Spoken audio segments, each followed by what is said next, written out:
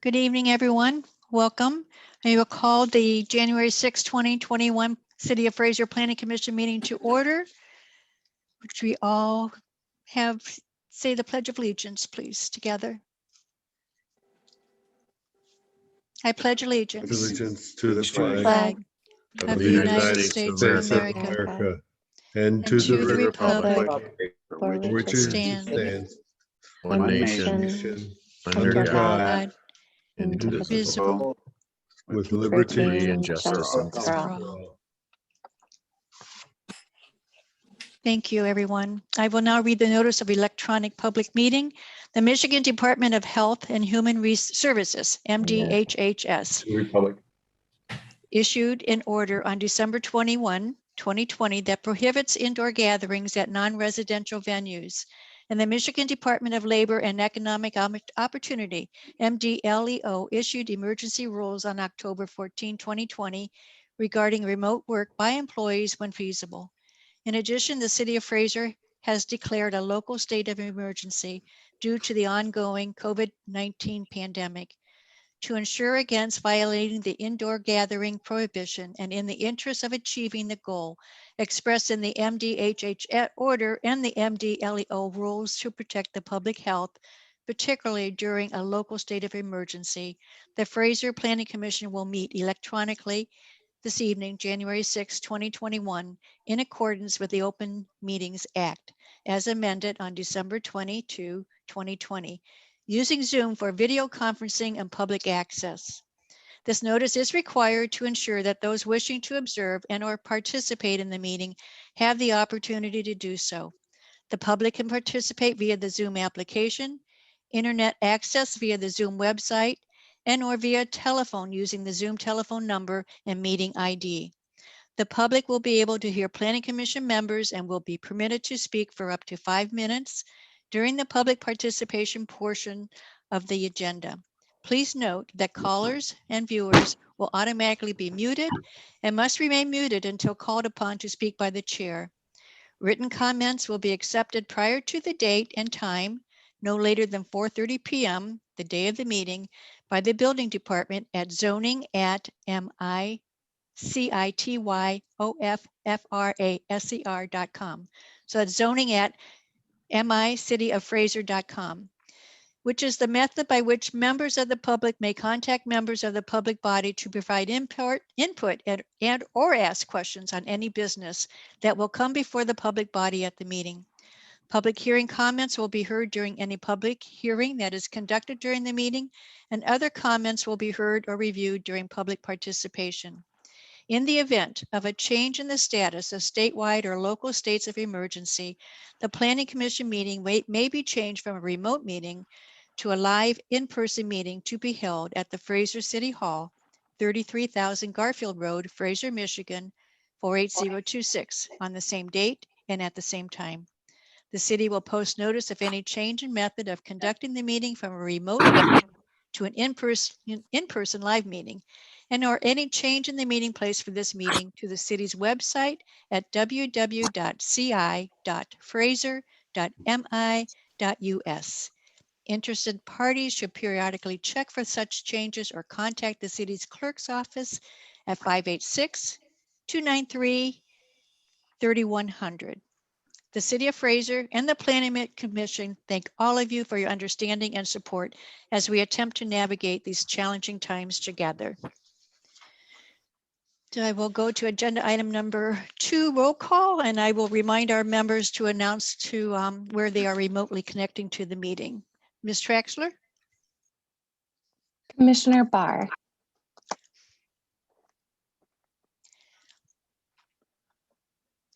Commissioner Barr? Oh, I think she might be frozen.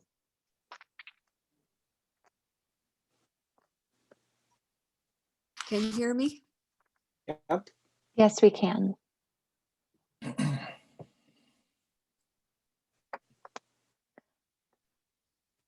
Okay, I'll move on, and I hopefully she'll become unfrozen. Commissioner Cook? Can you hear me now? Can you hear me now? Yes. Again. Commissioner Barr going to go? Can you Okay. hear me now? I'm frozen. Yes, can you state where you're participating from?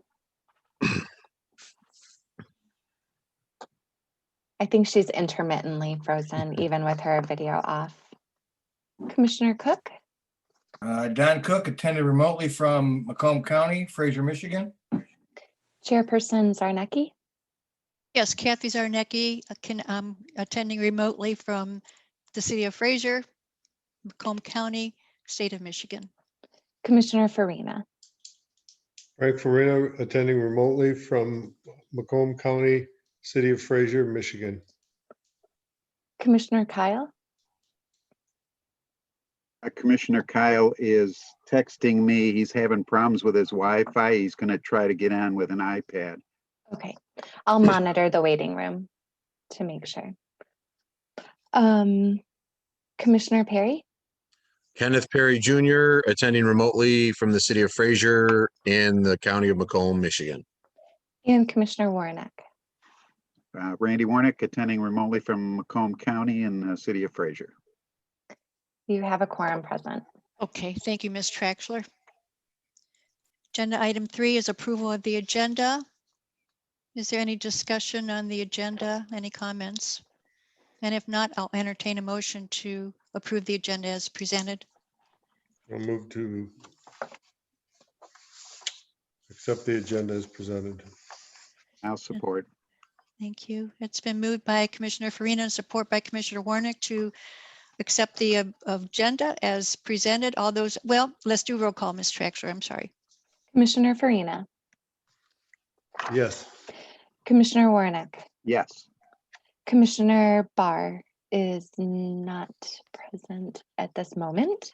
Commissioner Cook? Yes. Chairperson Zarnecki? Yes. Commissioner Kyle is not back in yet. Can you hear me? Oh, yes, you're there. Yeah, it's my laptop for some reason just kicked back on. Yes. Okay, great. Commissioner Perry? Yes. The motion passed. Thank you, Ms. Traxler. Agenda item 4 are my opening remarks. Tonight's meeting will follow the agenda that was posted online. I would like to let everyone know that the Planning Commission is created by state law. The commission is comprised of 7 members, all of whom have volunteered to serve. Members are appointed by the mayor and confirmed by City Council. When roll call is conducted, as we did this evening, the Open Meetings Act requires each member who is attending remotely to announce the following: attending remotely from County, City, Township, Village, Michigan. The role of the Planning Commission is to plan and promote the efficient, coordinated development of the city for the health, safety, and general welfare of its residents. We are not here to negotiate with applicants or allow everything an applicant is requesting. However, the Planning Commission does have the power to approve certain requests and recommend others depending on the nature of the request and whether all of the standards in the zoning ordinance have been met. The Planning Commission may also impose conditions on a proposed project in order to ensure that those standards are met. Other individuals here this evening are representatives from the legal firm of O'Reilly Rancilio, PC, and representatives from McKenna and Associates. I will go forward with agenda item number 5, the approval of the minutes, December 14, 2020. Any discussion on the minutes? Any revisions? Done. And if not, I'll entertain a motion to approve the minutes as prepared. I move to accept the minutes as presented. Second. Okay, was that Commissioner Kyle who supported? Yes, I'll support. Yep. Okay, thank you. All right, I didn't catch it. So it's been moved by Commissioner Farina and support by Commissioner Kyle to approve the minutes as prepared. Ms. Traxler, would you do the roll call, please? I see Commissioner Barr present, although she's muted. Okay, I am present. I'm just having a problem with I have spent 6 hours with WOW over the last month telling them this is not working right. They work on it, tell me it's corrected for 2 hours, and then, so I apologize, but I'm still having trouble, so. No apology necessary. Ms. Barr, would you, for the record, would you please state that you're present and the location and where you are connected from remotely to attend our meeting? Yes, I am present and I'm remotely attending the meeting in Fraser, Michigan, Macomb County. Thank you, Ms. Barr. We are moving to agenda item 6. In the interim, we did approve the agenda as presented and the minutes as presented. Did you have any comments, Ms. Barr, on either one? No, I did not. Okay, thank you. Chairperson Zarnecki, we actually were just working on the roll call for the minutes, so I don't think that was formally adopted yet. Thank you. Thank you. Go ahead, Ms. Traxler. Sure. So Commissioner Barr, it's been moved and supported to adopt the minutes as presented. If you have a support or dissent. I do support. Thank you. Thank you. Commissioner Farina, I can't remember if I already asked you in the seconder. Yes. Okay. Commissioner Kyle? Yes. Great. Commissioner Cook? Yes. Chairperson Zarnecki? Yes. Commissioner Perry? Yes. Commissioner Warnick? Yes. Motion carries. We're all set then? Yeah. Motion carried. Thank you. Yeah. Okay. Agenda item 6 is public hearings. We have none. Agenda.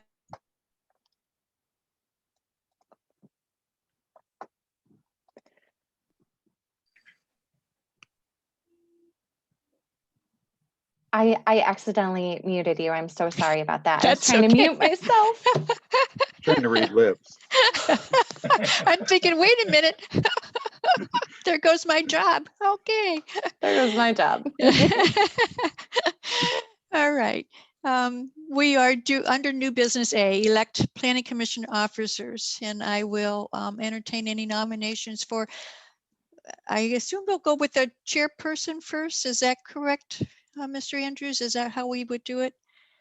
Chair, vice chair, and secretary? Yes. Yes. Oh, okay, thank you. So I will accept nominations for chair. I'd like to nominate Chairman Zarnicki for chairperson. I'll second. I'll second A that. second. Okay, I hear lots of seconds. Okay.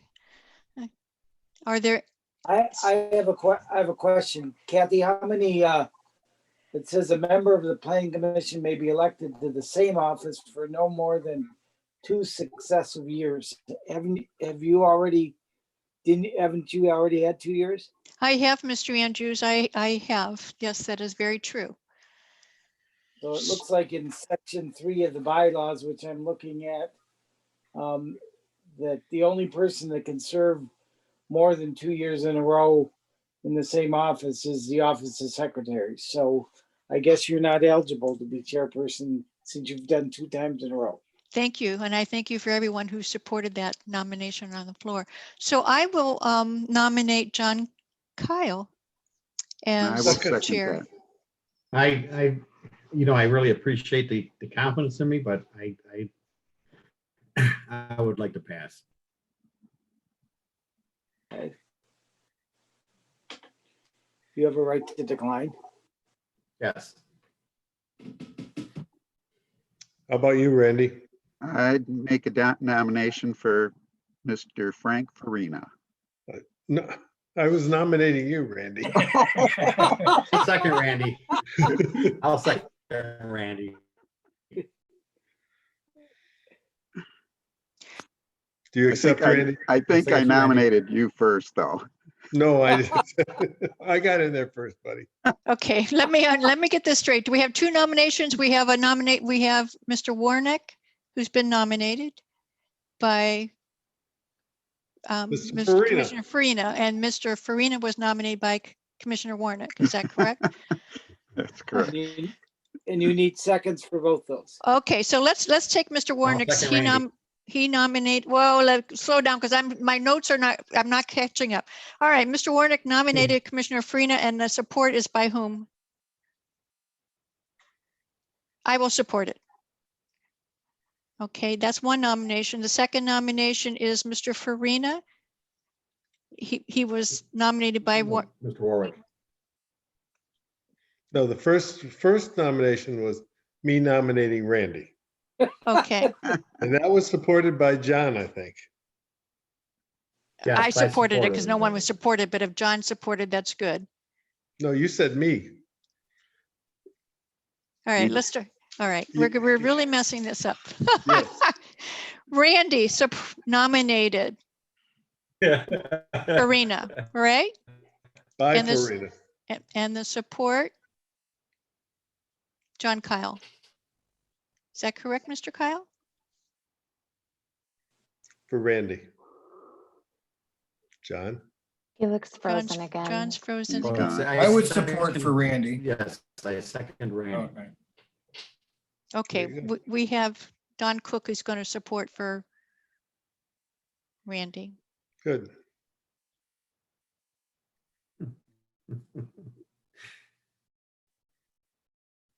Okay, so we have any other nominations on the floor? Okay, and how Has do we? Randy accepted though?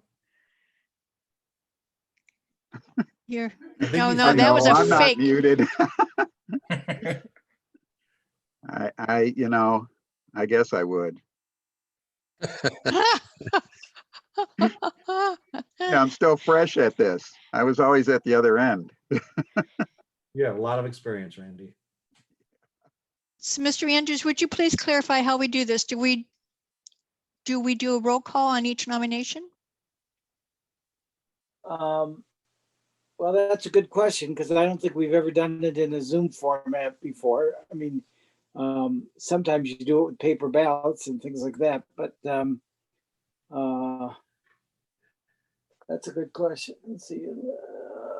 There's nothing in the bylaws that gives any indication about that. So that's I guess you could do it that way, or yeah, that's probably the only way you can do it without paper ballots. I mean, yeah, I guess that's the only way I know that we can do it in this environment. Is take a roll call vote with respect to each one of them, and Sarah can tally it up and say who won. Okay, Ms. Traxler, are you ready for this? Yes. Okay, for the so the first roll call, I think would be for the nomination of Commissioner Now, wait a Farina. second. There's only one nomination. We can. I thought that's that- I thought, okay. There was no second. So it's. oh, okay. Okay, can we identify who, state again, who we're going to be voting for? Yes, Well, what- even the chair needs the clarification on this. What Frank said was that there was not a second in connection with the nomination of him. So the only nominee is Randy Warnick. So Okay, in that- all right. in that event, the bylaws say that he is the chairperson by acclamation. So- Right. We don't need a roll call. Right. Congratulations, Commissioner Warnick. Congratulations. Thank Well, you. I thank, That's That's not right. what you expected this evening, is it? I did not. I had no idea. All right, I'll open the floor for nominations of vice chairperson. Please don't make this as confusing as the chair. All right, I want to nominate Don Cook. I'll second. Okay, any other nominations on the floor? You guys can't do that to me. I'm still learning. We're all here to help you, Don. It's a team effort, Don. I was going to nominate Kathy because I thought she's a wonderful chairperson. Can we do two, or we don't want to cause any craziness this evening? I think we already did that. Yeah, no more Yeah. craziness. You will be fine as vice chair. Wow. Any other nominations? So is that by acclamation again, Mr. Andrews, that Yes. Commissioner Cook is our Yes, it vice is. chair? Yep. Okay, Yep. all right. Okay, the final. Congratulations. Final is our position of secretary. Any No. nominations? Let me ask a question first. Okay. The chairman, this current secretary has only been there for a year, right? And Yeah. that person, and Kenny, there's that's you, no, right? and there's no limitation on how many times somebody can be secretary in a row. Okay. Kenny, Yeah, I nominate you. sure. And I will second. support. Any other nominations on the floor for secretary? If not, I will close the nominations then. And I'll nominate Frank. No, I'm just kidding. Commissioner Perry, you are Didn't work for me. continuing to be secretary. Thank you. You are welcome. Congratulations, all of you. Terrific. Terrific Thank board. you. All right, we are going to go to agenda item 7B, discussion of the city's marijuana regulations. And I believe this is going to be Mr. Denault. Yes. You have the floor. Should be there. Don? Yes. Oh, wrong Don. Sorry, my taskbar at the bottom wasn't moving out of the way of my mute button, so I wasn't able to hit it. My apologies. Sarah, is it okay if I share screen for this? Yep, I will make you a co-host. Here we go. It should be available to you now. I think it is.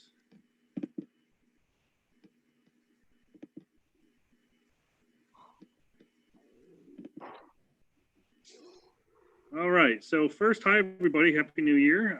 Good to be here and thank you for asking for an update on this important topic.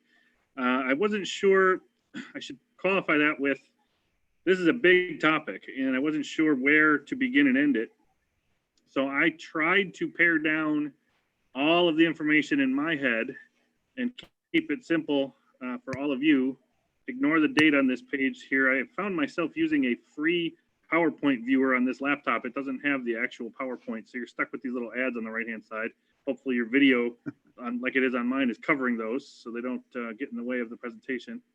But I have to pull up now the page turner, and that means I have to move all of you out of my way on my screen in order to get to that. So give me a second here. All right.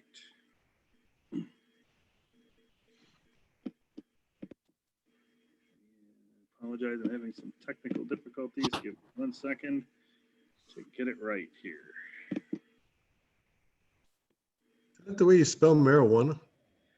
You know, Frank, I knew somebody was going to ask that, and I deleted the slides that address why it's spelled funny. I thought you guys don't want to be here all night, so I actually deleted those. There are a lot of different theories on why it's spelled funny. All right, here we go. Technical difficulties are over. There are a lot of theories on why it's spelled funny, and I cut those out of this presentation tonight, but it is spelled with an H. It is believed because back in the time when marijuana was considered the devil's lettuce, as they say, it was something terrible for society. There was a philosophy that using a Hispanic spelling would help the public accept that it was bad. It was back in a time when there was an anti-Hispanic sentiment. And so that's one of the reasons it is believed that it's still spelled with an H, and it was spelled with an H back then. There are a number of other theories too that, again, I don't have the slides up, so I won't be able to go through all the different theories. That's okay. But just to give you some context, yes, it is spelled correctly in the statutes, and all of Michigan law uses the H. However, when we talk about marijuana, and you'll even see me do it here in some of the slides, I use the J from time to time too, because that's how everybody knows it to be spelled. So both of them are acceptable, and they do not have any different meanings. but that is how Michigan law spells it currently. Okay. So I'm going to try to keep it brief and then sort of give you a really big overview picture of marijuana laws in Michigan and then how it and why it applies to you guys as the Planning Commission or even to our zoning regulations in the city. We have to start, we're not going to go back all the way in time to why it became bad and why it became prohibited and all the national and international laws and treaties that came into existence because of this. We're going to start in 2008 because for everybody on this Zoom, I'm sure in our lifetimes, marijuana has been illegal as far as we've always known. And 2008, at least for all of us that live in Michigan and have always lived in Michigan, was the first time that marijuana was approved by the public, by the voters, to be legalized, and that's, I use that word loosely, for medical reasons. And the ballot initiative in 2008 was sponsored and prepared by certain special interests. It really wasn't, in my view at least, and I think most would agree now looking back on it, it wasn't sponsored by people with a good intention. It was really a way to get the door open to start creating more medical marijuana or more marijuana distribution and legalization efforts on a stepped basis. Step by step. Let's do it slowly. Let's do it carefully, and let's convince the voters that we're only going to have marijuana in the community for medical reasons, for people with debilitating medical conditions, right? So that was the sales pitch. That's what the voters approved or thought they approved. And ultimately what we ended up with was a new law in Michigan, again, approved by the people. So it takes a lot of work, 2/3 majority for the legislature to change it. But it was approved by the people that if you got a physician's certificate, you could be a marijuana patient and cost you $100 to get that certificate from the state, and then whatever the doctor charged you. And then suddenly you could have marijuana in Michigan. And there are limits on how much you can have. You can grow up to 12 plants for yourself if you have the certification and the card with the state. If you are what is called a caregiver, you can have 5 people registered to you, so you will care for them. You will provide them their marijuana. And you can have 12 plants for each of them and 12 for yourself if you are deemed to be a caregiver and have registered with the state accordingly. There aren't very many restrictions. Direct local control is pretty much preempted on that. And even trying to control the secondary effects of this new thing in Michigan was very limited and suspect at best as to whether or not we'd be able to win if doing that. As of November 2020, I thought you'd find this interesting. Macomb County had 28,227 registered patients. And interestingly enough, only 468 doctors issued certifications. So if you do the math, that's each of those doctors had 60 or more patients. Some probably were the doctor of choice, but if it averages out to about 60 people per doctor, because only 468 doctors were willing to sign those for those folks. And then we had 44,120 registered caregivers in Michigan as of November 2020. What I found interesting about that number and getting ready for tonight, that is less than half of what it was the last time I did this update, which was for City Council in 2019. And as we go through the timeline here, you're going to see why that number has decreased so significantly. So fast forward 8 years later, and we move on to the Medical Marijuana Facilities Licensing Act, also known as the MMFLA. That was a statutory initiative done by the legislature and the governor at the time to allow for processing, growing, purchasing, testing, infusing, extracting, all the words you see on the screen, involving provisioning centers. So it was designed to create and license and try to derive revenue from businesses that would get into the marijuana world. They would grow it. There'd be a separate business that would test it, a separate business that would transport it, a separate business that would process it into edibles and process it into a usable form and label it accordingly and keep it safe, and a separate business that would actually sell it at retail. Those are the 5 businesses that this law allowed for 8 years after we had our voter initiative to allow medical marijuana to be possessed and grown by individuals. These are the 5 types of facilities that statute allowed at the time and are still slowly coming into existence. Here's just a little bit of a timeline. September of 16 is when the law came into effect. It's for commercial work, not for private personal use or personal work like caregivers and patients. So it did nothing to change what the voters approved 8 years previously. Municipalities had to opt in order to allow any of this stuff to come into their community. You can see the timeline for applications and the rules. Licenses are annual. They're not going to be granted without an opt-in from the community where the licensee wishes to operate one of these businesses, and there's certain operating rules you can see here at the bottom of the page. And just to be, because it's not part of that slide, Fraser at that time did not opt in, so therefore we are opted out of allowing any medical marijuana licensed facilities to operate within the community. This is just sort of a summary of how municipal control works and preemption issues.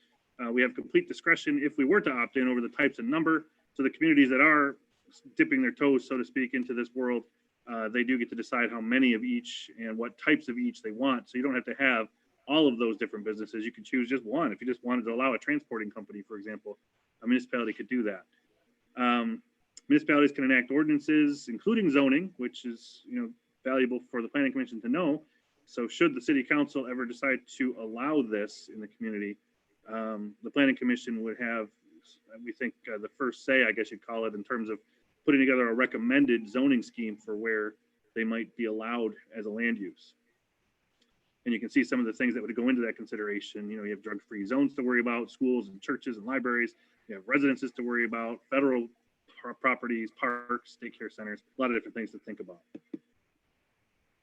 So when we talk about the Medical Marijuana Act, the first one we talked about, that's the one where you can grow it in your own house. You can be a caregiver, you can be a patient. And if you're a caregiver, you can grow 72 plants. And for those of you with no familiarity with marijuana, I certainly didn't until all of this. And now I have a much greater understanding of how large these plants can get, how big they can get, and how much havoc they can cause in a neighborhood or on a property or even in a basement of a home. The new law, the licensing law for businesses, doesn't even talk about caregivers. So it pretty much coexists. You have your commercial side now for medical, and you have your personal side now for medical. And what we have found, and as you can see on my slide, it didn't help the black market. It didn't help eliminate people wanting to grow it in their houses and people wanting to grow it in their basements and backyards and rental homes and places they don't even live. It didn't stop any of that. In fact, it probably encouraged it, because what happened was, and we didn't know, of course, when the legislature did this, but what we tried to predict and what we've seen is the businesses, as they're starting to get going, as they're starting to get state permission in some communities, there's this black market for where do we get product? And you get product from the guy growing 200 plants in his basement at his house, or at a rental house that's really cheap in some community that has a market recession and is willing to, if someone's willing to rent the house out for a low rate, and then you just set up your marijuana operation in somebody's neighborhood. So that black market has grown. It's extremely busy right now, and it's a lot of work for some communities to try to really crack down on it and protect the neighborhoods from all of the effects that we're going to talk about in a minute. Crossing state lines is another interesting example of why the black market is so strong. As a caregiver under that first law we talked about that the voters approved, you've got 72 plants. You don't know what to do with all that product. You have no idea. You could have 5 people, legitimate or not, more than likely not, but let's assume you have 5 legitimate folks that are all attached to you. There's no way they can use 72 plants worth of marijuana in a given time. And if you have 3 or 4 harvests a year, you have a lot of excess marijuana and a lot of excess material that you can sell. And even though it's completely illegal under the law that the voters approved, everyone in the business is doing it, and they're getting away with it unless they get caught because they become so big that they step on federal or state toes and draw attention to themselves. So it's a very, very prolific industry right now, underground, of course. And then, as you'll see in a minute, you don't even need a patient card anymore, because we're going to talk about the next law, which is the adult use or recreational marijuana law. But before we talk about that, I just thought you'd be curious to see this statistic. As of November, the only licenses for medical marijuana facilities issued by the state so far were in Warren, Harrison Township, and Centerline. And even more interesting, Centerline had the only 2 dispensaries, the only 2 provisioning center licenses issued. I can't tell you, as I sit here, if those places are up and running. I can just tell you that the state did issue those licenses in those communities for 5 of the different types of medical marijuana businesses. And the only 2 retail, the only 2 dispensary types were both issued to Centerline businesses so far. This map is not current, but at the time that I put it together about a year and a half ago, You can see all these little marks on the map showed you where there were operational facilities of some sort. I don't have a key here to tell you specifically what they all do, but you can see they were popping up all around the Southeast Michigan area and certainly around our area as well. I thought you'd find this interesting. This is not current, but again, this is something I put together about 1.5 years ago, and I thought you'd find it interesting enough to put it in here. Home delivery is allowed of medical marijuana. And these are all the businesses, all the pizza parlors, as it were, that you can call and have your medical marijuana delivered to you, as long as you have a medical marijuana card. So 2 years later, now the final piece of our trifecta, we have the Michigan Regulation and Taxation of Marijuana Act of 2018, the MRTMA, or as most of us call it, the recreational marijuana law, right? We all know it as recreational marijuana. We can all recreate now with our own personal marijuana under this law. And this was approved again by the voters. As we talked about in the beginning, 2008, it was the first step to making this more palatable for people. And now here we are getting the voters to approve it 10 years later in full force. It was sold to the voters, according to the ballot language, as those three things you see there: allowing personal possession and use by somebody 21 and up, providing for lawful cultivation and sale by persons 21 years of age and up, and permitting taxation of the revenue that comes from commercial marijuana operations. So the idea was you're going to be a responsible adult to be able to use it, to possess it, to grow it, to sell it, and we're going to tax you and regulate you as a business in Michigan and make money for the taxpayers. That was the big sell, of course. But and if you didn't review the entire law, then that's really all you thought you were voting on. So what changed? First of all, it's important to remember, as I said at the beginning, marijuana is not legal. Everybody thinks it's been legalized, and that is not true. The better way to think about it is it's still a Schedule I controlled substance under both federal law and Michigan law. Internationally, interestingly enough, the timing of this is very interesting that we're doing this today, because just last month, the WHO, the World Health Organization, rescheduled marijuana to allow some medical marijuana to go into a different schedule, so that members of WHO and countries with different treaties about marijuana will now have a little bit more flexibility in being allowed to use it for medical testing, medical science, and medical reasons and purposes. But it still doesn't authorize legalization of marijuana in the international community or for treaty purposes. But for law enforcement purposes, what we did in Michigan was we simply approved an initiative that decriminalizes and eliminates consequences for certain actions involving marijuana if you're 21 years of age and up. If you really drill down into the law, though, which of course voters aren't expected to do, it's too complicated and intentionally so. The law pretty much said, there's these restrictions. You can have 2.5 ounces. You can grow 12 plants in your house. But if you break these laws, it's just going to be a little civil infraction, a little penalty, a little fine if you get caught. And maybe it'll be a misdemeanor if you go too far or if you have too much. And maybe it'll be a misdemeanor if you do it again. But you probably aren't going to even go to jail, because it's not a jailable offense unless you're doing it for distribution and criminal purposes. So it's really an interesting, complicated statute that probably should never have been put in front of anybody, and certainly good lawyers wouldn't have written it, but it is what it is, and we're stuck with trying to interpret it and understand it, and hopefully that gives you a little bit of a better understanding. In short, it just says you can have a little bit of marijuana for yourself, you can grow a little bit of marijuana for yourself, you have to be 21 to do it, and if you don't, there are consequences, because it's still illegal in Michigan otherwise, and just the consequences really aren't all that severe. So when we talk about the highlights of that, I think I've already mentioned the limited authorization of possess and use. I found it interesting that we all call it the recreational marijuana law, but the word recreational is never used once in the statute. And so we now, with that, have 3 industries in Michigan, right? To summarize everything we've talked about, we have anybody can grow at home or obtain marijuana for free with or without a medical card. We know that now from the medical law and from the new recreational law, as we call it.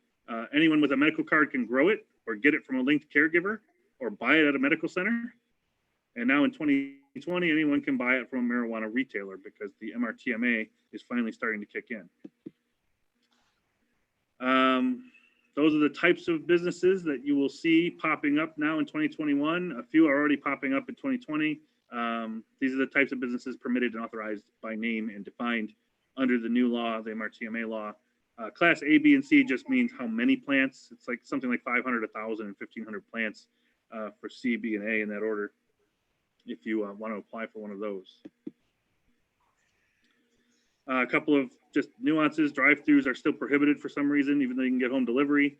Medical and recreational marijuana could be sold in the same store going forward. And startup costs are significantly less than they are for medical if you wish to just sell to the general public now.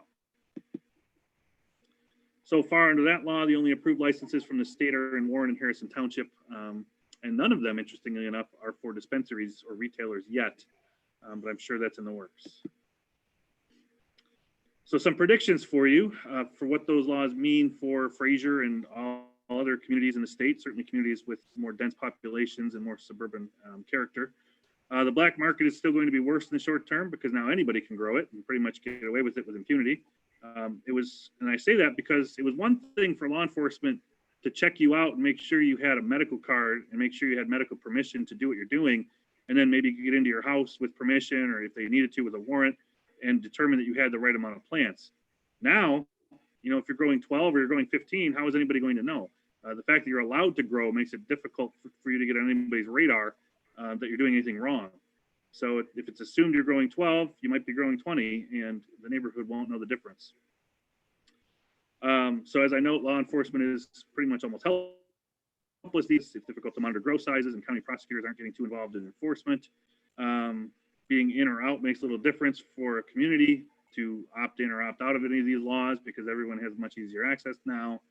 We think at some point medical marijuana, the whole idea of it may just disappear, because if you can get it from a retailer in brownie form and edible form and liquid form and wax form and cream form and just marijuana smoking form, why would you need medical anymore? And the only reason we can think of where it may still stick around is if you want higher concentrations or stronger dosages, maybe the state will adopt some rules that differentiate and say a medical dispensary can have certain higher levels of THC or higher concentrations. Marijuana is still banned on school grounds, but we can't stop the possession and use at home or anywhere other than on school property. Home deliveries are already happening, as we pointed out. Free gifts are interesting. The law prohibits you from selling it unless you're a licensed business, but you're allowed to give it away. So, you know, if I grow 12 plants in my basement, I can just give some to my friends. And, you know, if they happen to give me something in return, that was just a gift back. It wasn't, you know, purchase. We always joked about how, when this first came out, we joked in our office about how when you go to a Detroit Tigers game, somebody would be selling you a t-shirt, and the t-shirt was $100, but you get 2 free tickets to the game with it, right? To avoid the scalping laws. So similarly here, we fully expect that, you know, we're going to sell you a unique grandma's brownie recipe. And in exchange, you'll get some marijuana gifted to you for free, and it'll only cost you $100 for that recipe or for that brownie.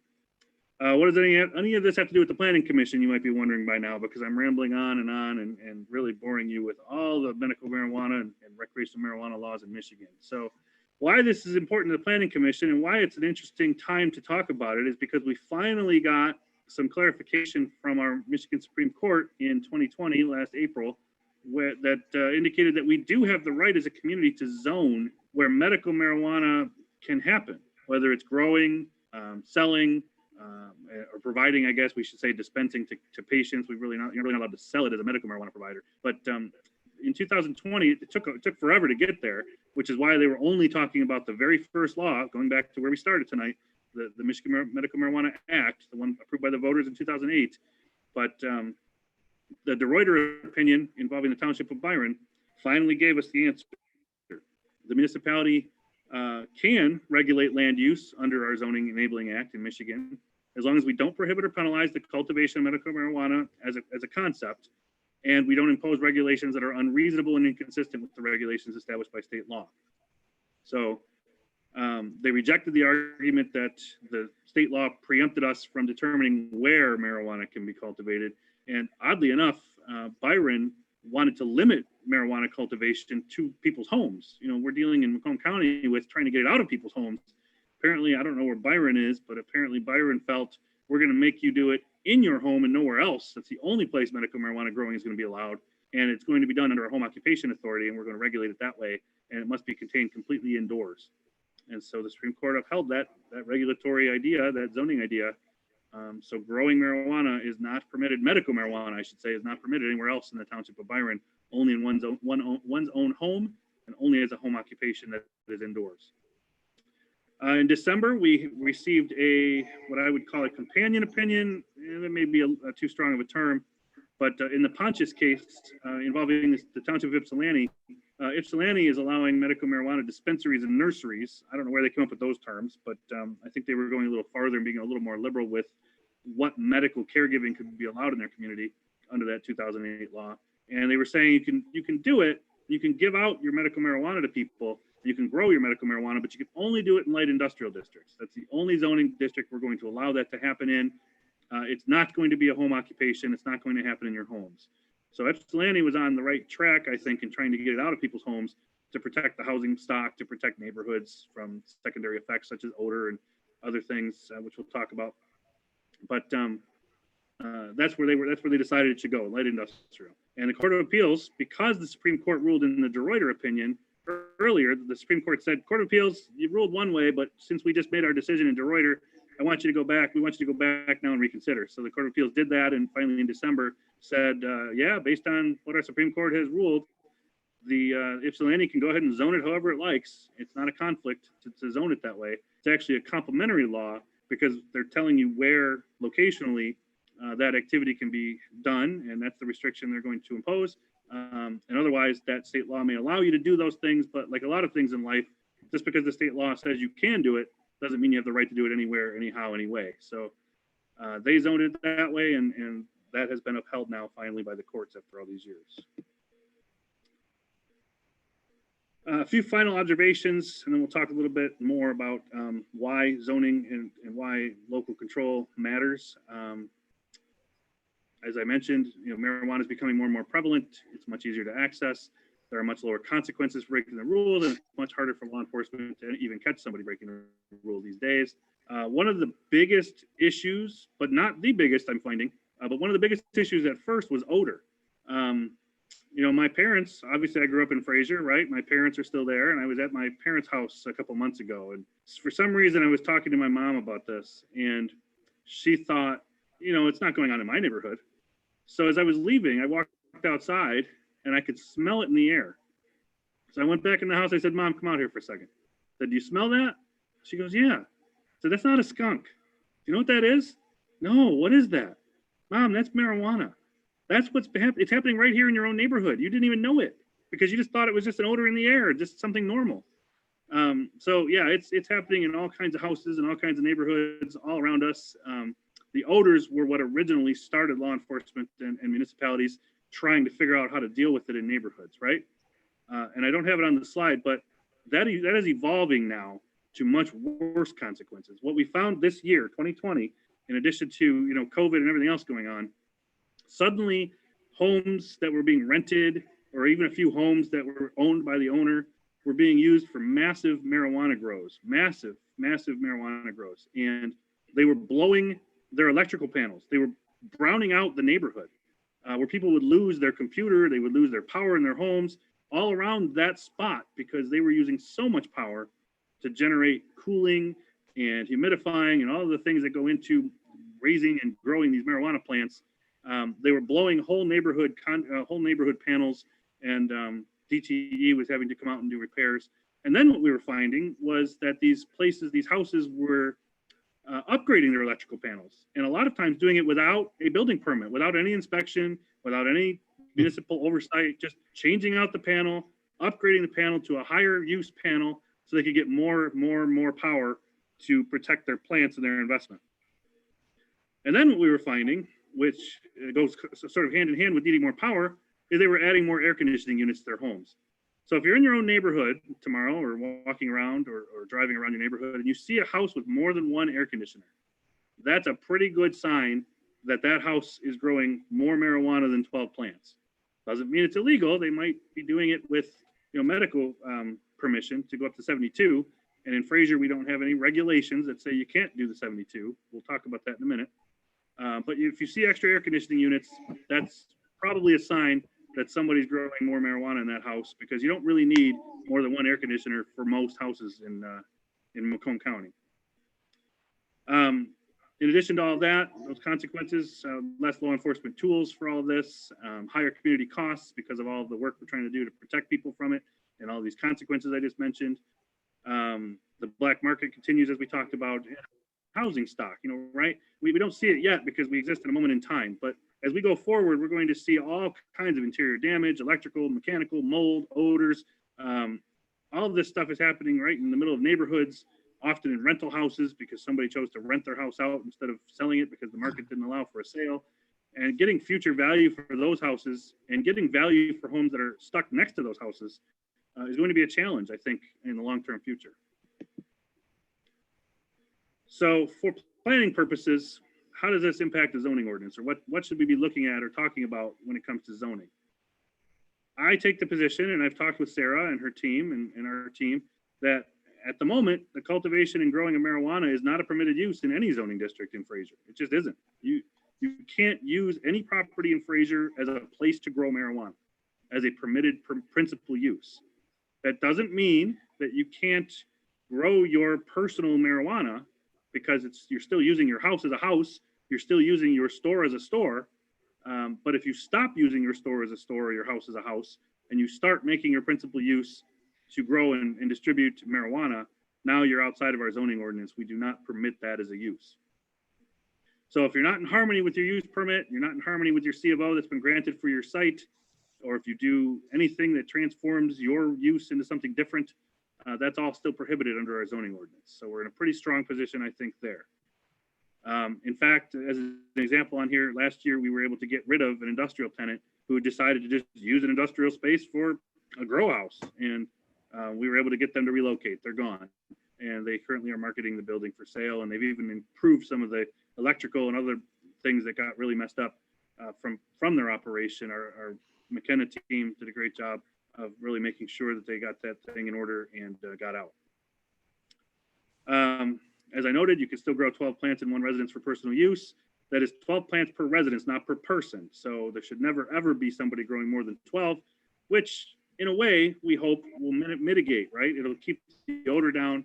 It'll keep the need for more power down. If all you're growing is 12, you shouldn't be causing any neighborhood problems, and you should stay under the radar and not be a problem for law enforcement or code enforcement. But as I know, although the courts have ruled that we can zone the cultivation of medical marijuana, the growing of personal use plants is going to be difficult to dissuade, right? People are going to want to do it in their homes because it doesn't make any economic sense to grow 12 plants or less outside of their homes. So where we find we're having success in other communities, and we haven't really needed it yet in Fraser, is to use our regulatory ordinances, our regulatory codes, to deal with mechanical and electrical issues, to deal with unpermitted work that people are doing to change their electrical panels or to upgrade their service or to install additional air conditioners. When they start creating fire hazards, when we're having electrical brownouts and explosions, when we're having power draws and power drains on the neighborhood, those are things you deal with through regulatory codes and ordinances. You don't need a zoning ordinance for that. So I think to summarize that, I'm not necessarily recommending yet that we get too far into, I don't want to say into the weeds, that would be wrong, but I don't want to go too deep into this issue as a zoning ordinance issue yet, unless the Planning Commission really feels strongly that we should. And certainly we'll move forward. But at this point, the only logical thing I could think that we could do would be to zone growing of marijuana that is allowed, because we haven't gotten into any of the commercial areas. The city has opted out of all of the commercial and medical commercial areas. So the only thing we could really do is zone out of neighborhoods medical marijuana grows. What would that look like? What it would mean is you can still grow your 12. So I don't know how we're going to really know the difference unless we're really, really able to hone in on how many you have, or you cause a big problem when we get into your house and find it. But if we did zone it that way, we could say, okay, anything over 12, anything that qualifies as a medical grow, we could put it somewhere else in a different zoning district. And what would I recommend? I've talked, preliminarily with Sarah and her team. One of the things I would recommend is that we put it somewhere that is highly visible so that it isn't hidden. Because the more you put it in an industrial district where everybody thinks, your initial reaction is, let's put it in industrial. That's a great place. It won't bother anybody there. That's true in a sense, but it's also true that when it's out of sight, it's out of mind, and they can get away with a lot more bad actor type of activity. But if you put them someplace that's highly traveled, you have a lot of foot traffic, You have a lot of people with eyes on it. Sometimes they're not willing to be in those locations where they're visible. What we have found with all of our enforcement efforts for other communities is they go away. They do not want to be in court. They do not want the spotlight on them. They do not want to reveal their financial records. They do not want to get involved in any type of attention. They just go away, and then they find another place to go. We're doing a pretty good job, I think, in Fraser of telling them they're not supposed to be here because we don't allow it in our zoning ordinances. And I know from working with Shelby Township, a lot of they're working really hard on trying to figure out ways to dissuade these folks from coming into their communities as well and doing illegal grows in houses and rentals and things like that. But the point of that, or the moral of that story is, if we were to zone it at all, I would probably lean toward recommending, and I'd obviously work with Sarah and see what the planning position on that is, but I'd lean toward recommending some sort of commercial district where it's in some kind of a strip mall. I have found through my years of experience that if you put any type of adult sort of activity in a strip center of a certain size, a very large size, the amount of foot traffic makes it a little less desirable from a profitability standpoint. Because again, remember, if you're a medical grower, you're only allowed to grow up to 72 plants for 5 people, and you're not supposed to be making money. So you're not really going to be enticed to go over to the strip center by Oak Ridge and set up a medical marijuana grow, especially because eyes will be on it. People will be watching it. But we have found with, body art, tattoo types of shops, we have found with massage parlor establishments, if you put those in large strip center settings where there's a lot of foot traffic and visibility, it's a much more effective tool for having the residents themselves be the ones kind of keeping an eye on things and just noticing anything unusual going on. If you put it in industrial, it gets lost. So that would be my 2 cents or 4 cents on where we would zone it if we zoned it. But again, we can't completely zone it out of neighborhoods because 12 plants are allowed by the recreational law. In case you have any doubts or thoughts about what it looks like when I say that these people get carried away in industrial, that's a pretty good picture. And I'll show you a couple more from the same grow. Wow. Oh my God. That goes on in basements, people. That goes on in people's basements. This is not a basement. Obviously, this is a commercial business, not very far at all from Fraser. But this goes on in basements too. And that's what I'm talking about when I talk about power. I talk about odor and all of the investment and time and money that goes into it. But you can see all of this is profit at some point when it grows to harvesting time. It's pretty intense and it's quite the industry. So that's where I'm going to leave it. I know that was a little bit longer probably than maybe you expected, or maybe it wasn't enough. I don't know. I tried to keep it educational, informative, interesting, and big picture with a little bit of nuance. So I'm here for questions, and certainly I think Sarah and Paul are here as well for planning questions if you have any for us. Thank you, Mr. Janelle. Go Go ahead, Commissioner Farina. Do we have to allow, I thought if it's a legal business, we had to allow it someplace in the city. And you're saying we do not have to allow it any place in the city. That's a great question, Mr. Farina. And the reason it's a great question is because you use the word business. We have not opted in to either of the 2 business models. Therefore, they have no right to have a business that involves marijuana in the city of Fraser.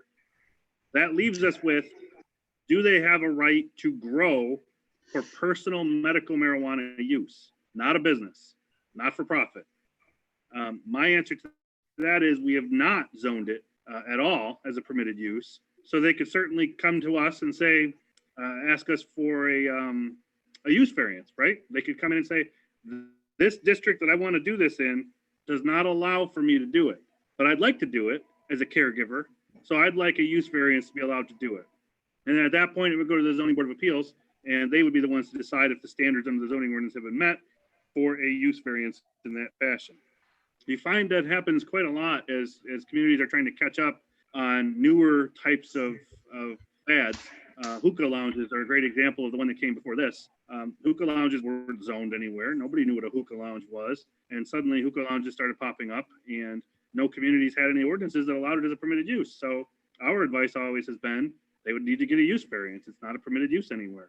That is actually a business. That is actually a business that isn't zoned for anywhere to be.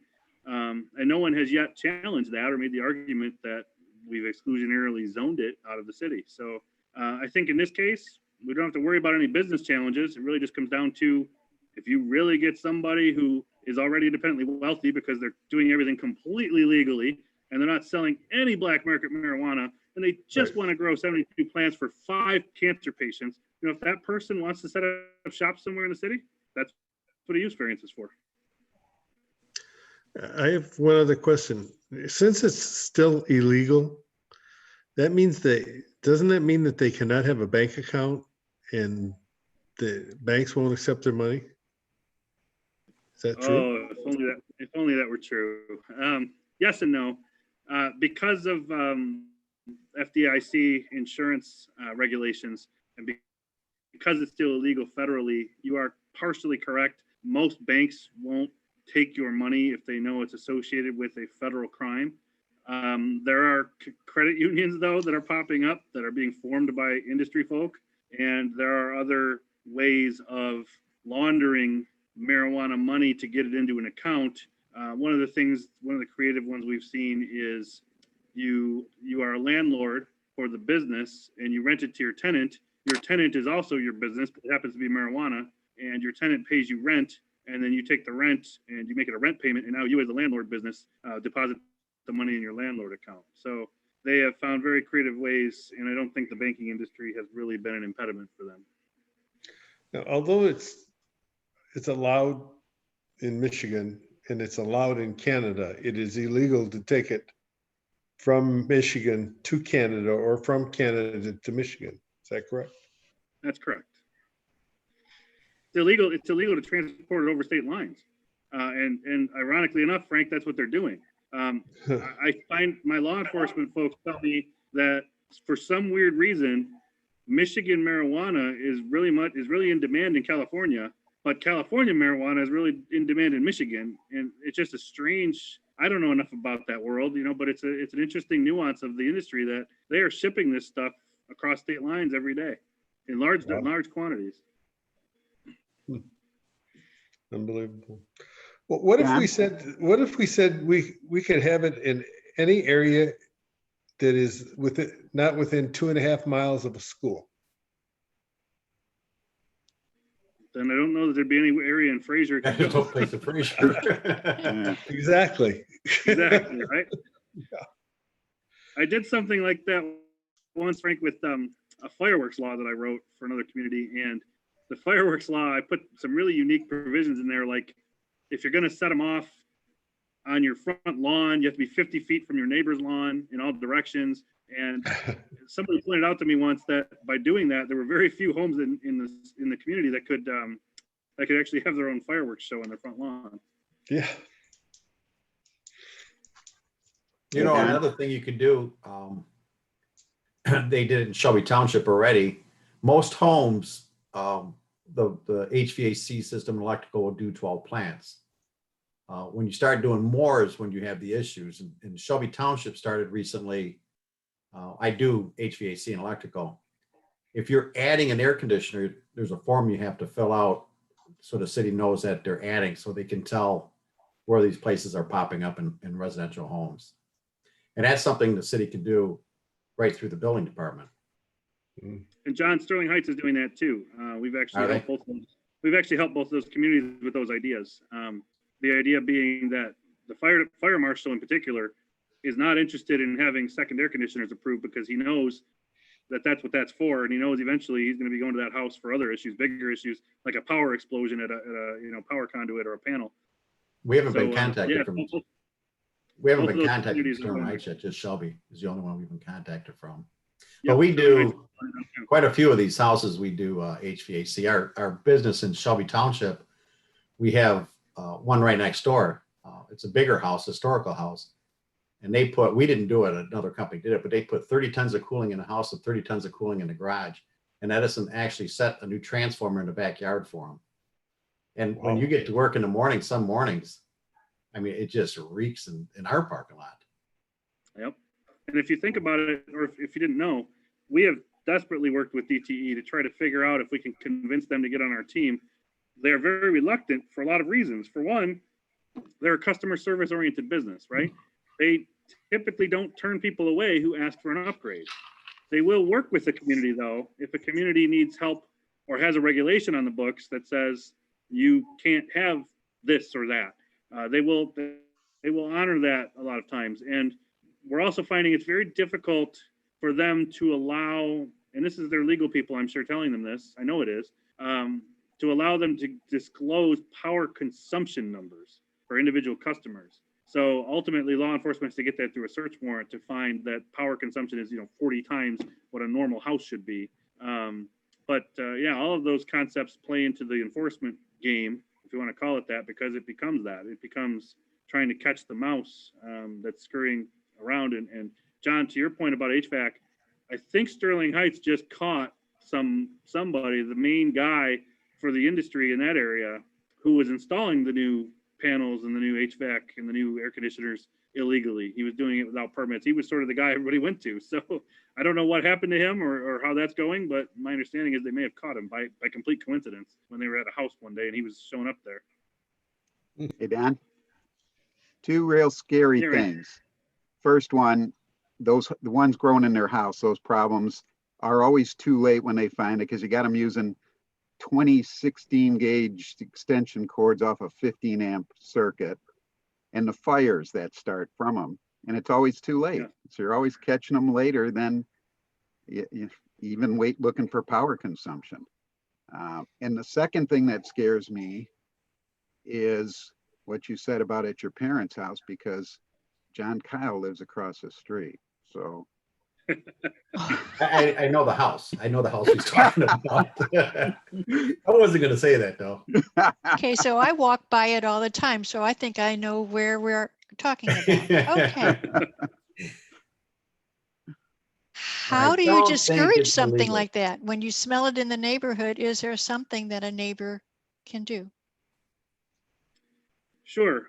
I think for anybody who is dealing with odor control issues, one of the principles of nuisance law is that you have all the rights to your own castle, but your castle can't interfere with other people's rights in their castles. So the minute your actions start leaving your property line, start leaving the border and interfering with other people's quiet enjoyment, as we call it, the enjoyment of your property in a peaceful, tranquil way, that's a police issue at that point. You can certainly call law enforcement or code enforcement to come out and observe it for themselves and make a determination whether or not something is happening at that property that's leaving the property line. I find that to Randy's point about it's always too late when you catch them, if you start down the road of issuing nuisance tickets for odor, that's a good start. Doesn't mean they're going to be dissuaded, because remember, this is highly valuable stuff. A $500 fine from a judge is not going to discourage them from continuing. But multiple $500 fines and possibilities of jail time and contempt and other things when you continue to violate a judge's orders, that starts to get their attention a little bit, and that's why they leave. So my first recommendation is, if you have an odor issue, report that to code or to law enforcement as a nuisance. Obviously not just a faint, I smell cigarettes, because obviously there are certain things that no jury is going to find are unreasonable as far as odor. Certainly using marijuana is legal. So if you just smoke it on your porch, that's legal. NBC News But if you're growing it, I hear somebody's TV, guys. After hours and hours of being sure and counting and waiting for John Ossoff's. That means take We this. are hearing something on our. Okay. I think it was Clark. I just muted him. Okay, thank you, thank you. Turn the TV on or what? Anyhow, what I was saying was, if you smell an odor being caused by a grow, not just somebody doing what they have the right to do on their porch to have a smoke of a marijuana cigarette or a regular cigarette of some kind, that's when you contact your officials, and hopefully they can come out and talk to the people. Maybe that'll lead to more, maybe it won't. But if nothing else, if the odors continue, that's a nuisance, and that can be prosecuted as a misdemeanor. Okay, thank you. Any other questions? Yeah, is there a way to get a hard copy of your presentation that you just did? Absolutely, it's just a PowerPoint. I'd be happy to share it. This is not, it's not attorney-client privilege. We're doing this in a public meeting for all the residents to know as well. If we ever did get to a point where I felt like we needed to talk about something more confidential, I would do that in the form of a legal opinion, and we wouldn't want that disseminated. But this is absolutely all fair to anybody, so I'm happy to. What would be the best way, Don? Would it be best to just email it to everybody? Does everybody have the ability to receive a large PowerPoint file, or should I give it to Sarah to have available at City Hall? What would be best for the Planning Commission? Email is good City enough for me. Hall would be great. If you do both, Don, we can print it out on Monday when Paul's there next and have it available for pickup. That would be wonderful. Monday would be good. So what I will do is I will email it to all of you, and if for some reason it bounces back or it's too big for you to get or retrieve, or you can't watch it on your system, like I had to use a free system for that, you can pick up a hard copy at City Hall. Perfect. Thank you. Thanks. Thank you, Mr. Denault. Any other discussion? Chair Zarnecki, I had one anecdote. Early on, I think Don mentioned that people were thinking that the medical marijuana industry might be phased out. What I've heard during other presentations is that that's sort of the niche for people who are under 21. So they're still getting their marijuana that way. So that's actually what that's for. Whether it's true or not, I'm not sure, but I bet, especially like in college towns, that might be. Oh, yes, thank you. Thank you, Ms. Traxler. And Ms. Traxler, is there anybody in the audience for this item? Can you confirm that? There's no one in the audience. Okay, thank you. Okay, any other discussion? Questions for Mr. Denault? No, it's good. Okay. Thank you for your time. Thank you very much, Mr. Denault. Thank you for the presentation. We'll go on to the next agenda item, and that is agenda item 8, unfinished business, City of Fraser Master Plan. Ms. Traxler or Ms. Bouchard? We're going to have Danielle deliver the presentation this evening, and she's in her new home, so we think that the internet is going to be on point. Okay, thank you. I hope so, which actually coincidentally, my new home is located in Byron Township, so which is a suburb south of Grand Rapids, in case you guys were interested in where that was. Thank you. Okay, so we'll just be kind of going through some new content that we have completed since the last draft that you guys have seen. The comments that we've received so far, next steps moving forward, and that kind of thing. If you could please advance the slide. So for comments received to date, just a quick overview. Mr. Andrews did send over a redlined copy. I believe it was right before Christmas. So thank you for sending that over. The former chairperson, Ms. Zarnecki, sent over a couple other identified typos and wordsmithing errors. And just so you guys know too that those wordsmithing things are something that we're just going to be continually moving through. And just so you guys know that that's always on the list. Sarah had noted that she had a conversation with Commissioner Farina. Just a couple comments that he had, and some of those that I thought I would highlight here. That he had a question on essentially that, how do we feel about considering adding more parkland in the city? And I think that moving forward, we're gonna take a look at the current city parks and rec plan, and then compare that with the state recommendations for, number of parks per population and that kind of thing. So then we'll just kind of continually mow through those and make sure that everything is current, accurate, and up to date. And then that also kind of coincides with state regulations and recommendations. I know this is something that we had talked about, I think it was 2 meetings ago, just kind of placing that emphasis on completing the gaps in the sidewalk network in the city. And then I think that it might be pertinent also to kind of put together like a call out that specifically explains the differences between certain bike infrastructure and how that affects different user types, such as bike lanes versus separated pathways versus sidewalks versus paved shoulder. And then we would want to, I think, put in another call out to kind of further explain the recommendations for parking requirements in the CBD. Most notably, encouraging shared parking agreements, eliminate parking minimums, just to kind of encourage that walkability, encourage, pedestrian-oriented activity in the CBD. So thank you all for your comments that we've received thus far. Sarah, did you have something to add? Yes, I see Commissioner Farina with his hand up. The comment he had about the parkland was actually turned on its face, where actually he was wondering if there was excess parkland that could be disposed of for, taking the park and turning it into revenue producing land. And we kind of talked about comparing the parks to the national standards, as you mentioned, and seeing if there is a surplus or a deficit. One thing I forgot to mention when we were speaking, Mr. Farina, is that many cities especially have charter provisions that make it very difficult to dispose of park or open space land. So that would be, another thing to review. So just to kind of flip that on its face. Okay. Thank you for clarifying. I appreciate that. So then kind of moving forward to our most recent updates, if you guys had a chance to look through those, we did add an executive summary that kind of highlights, very high level of the main themes that are represented throughout the plan. A lot of those kind of correlate to the growth and development of the CBD, transportation infrastructure, bike facilities, sidewalk facilities, that kind of thing.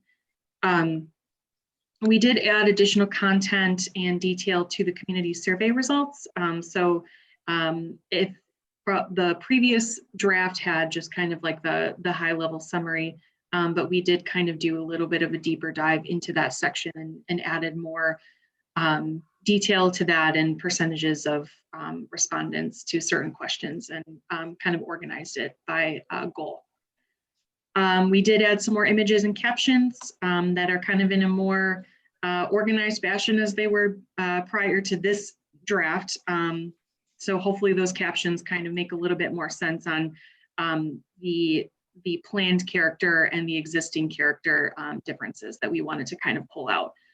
And then we also added additional content to the CBD section, which kind of outlines the city's DDA, and we put in those renderings that had been done previously back in, I believe it was 2009, when the last plan and boundary was established. So there's a little bit additional detail on that. Please note as well that we will kind of still continually be mowing through as per the future land use map, as we will get into a little bit later, that the DD boundary, we're still kind of flexing that a little bit and, looking, yep. I haven't had my hand up. Oh, I'm sorry. That's okay. In the CBD area, you have something that I don't understand. It's under objective 3. It says connect, and it said objective 1 under that says implement traffic calming measures. What are traffic calming measures? So because the CBD area is kind of surrounded around 14 Mile, as we all know, that's a heavily high volume traffic area with higher speeds. So traffic calming devices in this situation could mean anything from landscaped medians to lowering traffic speeds, to perhaps speed bumps, or road diets, or narrowing road lanes, traffic signal timing, essentially just different methods that can be used to kind of reduce the speed and increase the safety for pedestrians. Would that be like roundabouts? Correct. Yeah. Yeah. In certain situations, and areas to where it makes sense. In this case, it's been kind of like brought in just because I think that, as the CBD kind of moves in to the growth and development phase, I think that it's going to be situationally based on, what traffic calming measure is most appropriate for which intersection or which road segment. Yeah, because I know when we go to my son's house, I'm trying to think of what Mound Road turns into. But you go through the Auburn, city. turns into Auburn Road. You're talking about. That's at Auburn, and you It's go west through the of city Defender. next to Rochester Hills, Mhm. and they have roundabouts in there that like, you know, every block and a half you're going through a roundabout, Mhm. which really slows traffic down. For sure. Yeah, those are a great way to also reduce the number of fatalities and traffic accidents as well, because you're going so slow. I do believe that the master plan does kind of have like bulleted examples of traffic calming measures, but it may not be in that section. Okay. And Maybe I didn't connect it then. unfortunately, I can't remember exactly which section it is in, but that is a good point that maybe that should be pulled out a little bit more into the CBD section as well. So I don't think there's enough room, but it'd be nice to have one where Utica hits Garfield.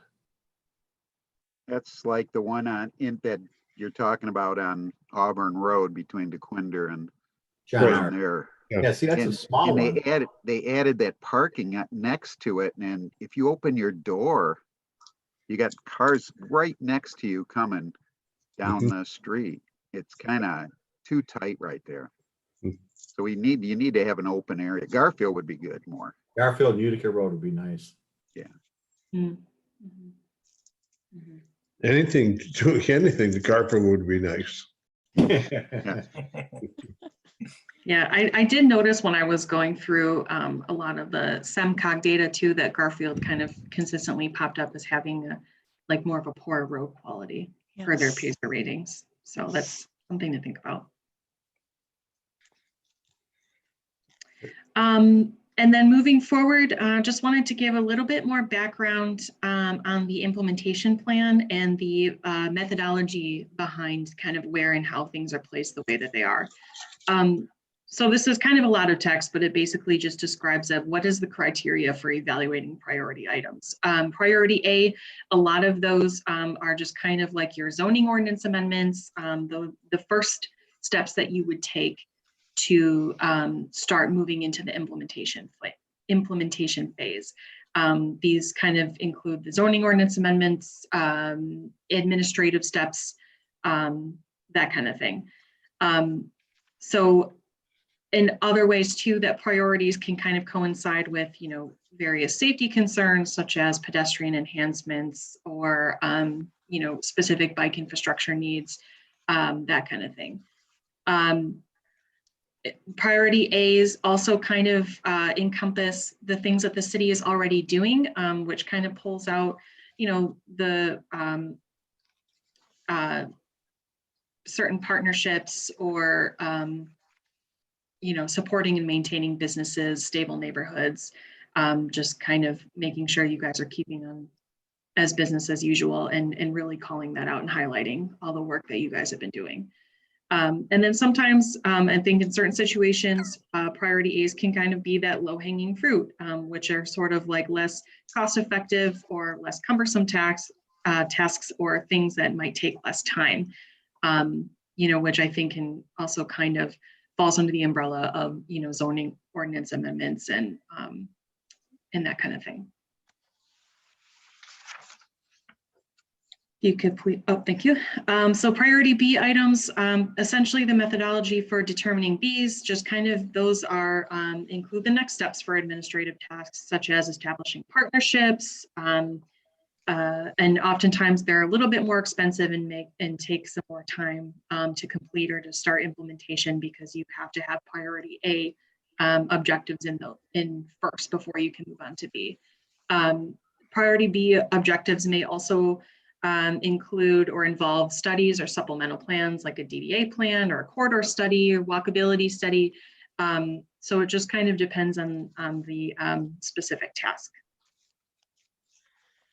And then C, lastly, those include the final implementation tasks such as, you know, grant writing or funding, putting together engineering plans for bike infrastructure. These tasks are a little bit less pressing, but should be revisited through the duration of the plan, such as, smart bus routes or bus stops. Some priority Cs will kind of evolve as the plan gets implemented through the duration of, the next 20 years that this scope is. And then these will kind of also include some ongoing or long-term tasks, such as, if you have various city gateways that you're trying to put in, and the ongoing landscape and maintenance of those. Hey, Danielle? Yeah. Sarah schooled me on the priorities here, and the one that caught my mind was in page 129 at the top. Upkeep and maintenance of city records on property, landscaping, signage, lighting, and other nuisance violations. Mm-hmm. I think it's imperative that we put some kind of time limit on signs, that they must be re-inspected, and begin to build a database to allow that to happen. Mm-hmm. So that to me, some of the signs we have in Fraser just make it look so trashy because they're so old and so debilitated that just archaic, Mm-hmm. like it's an old farming town. Oh, it is. That stuff would just be added into the sign ordinance, though. Yeah, that's what I was thinking. It's right.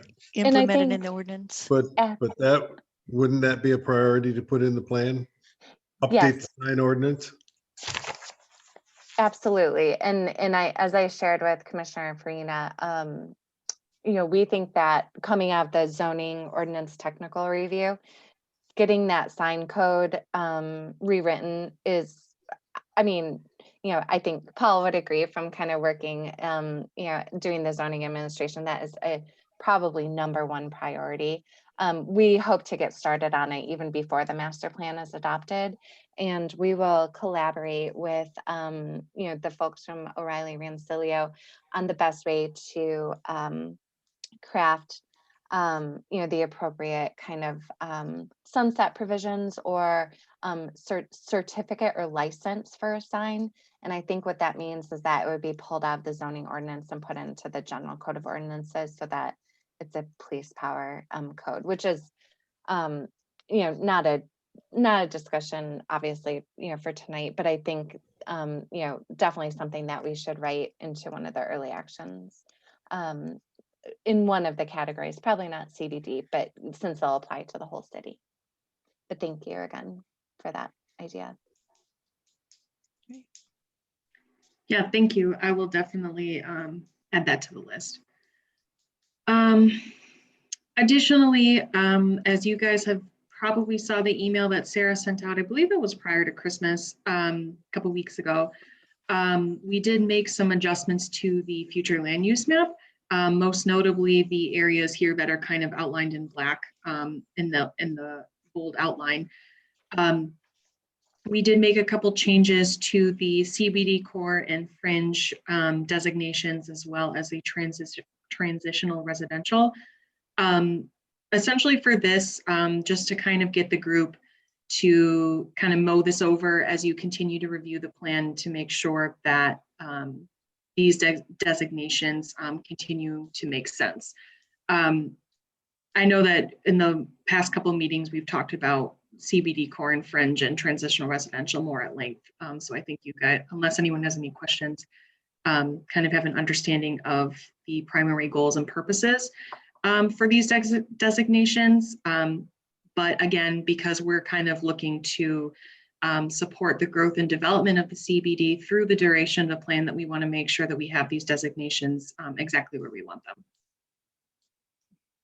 And if I may piggyback on that, I think that this last round of revisions to the map that Danielle's made, I think we're really on the money or really close to it. So I think if you compared your future land use map to the existing land use, and also the past downtown planning, this is a future land use model that creates opportunity and provides options for future developers to, appropriately develop within, I think, the reasonable and also inspirational vision that the city has been documenting for the last 15, going on 20 years. So I think we're really close here, and we'll just continue to kind of share this map with these outlines here, just to keep calling attention to it until we get to the final draft version. Okay. So the upcoming tasks that we have, we would like to, I guess, ask the group to please review the plan and submit all your comments to Sarah and I by January 17th. Hopefully that's enough time for everybody to get to go through it, but we would love to have feedback from each and every one of you, and any and all thoughts, ideas, comments, be it wordsmithing errors or general ideas. We would love to have those in so we can get that kind of moving forward to the next stage. Okay. Any Is there discussion? still hard copies of the master plan available at the city for like this? Yep. So I think now there's one copy that could be picked up tomorrow or Friday, and then we can print more copies on Monday as well. I would give it to anybody. I would like to pick one up on Monday, along with that stuff from Don, the hard copy of what his presentation was. So I'll order one for Monday if that's good. Perfect. Okay, thank you. And Ms. Bouchard? Yeah. Can you, I'm going to make you bounce back just a little bit. The CBD district, I noticed a couple of comments about the utility lines. Can you tell me just why you focus on the utility lines and where that might go and how they might be hidden, maybe? What page are you on? Oh my, we're on page 86 and page 90. I see comments on the utility lines, 86 and page 90. So when Doug and Sarah and I initially conducted our SWOT analysis back in, I think it was like last fall, for this project, we had noticed the vast amount of overhead utility lines, especially in the CBD or planned CBD area. The overhead utility lines, especially when you're looking at like a Google Street View, they look kind of, there's a lot of them there. And I know that a lot of communities have kind of a similar challenge in that capacity.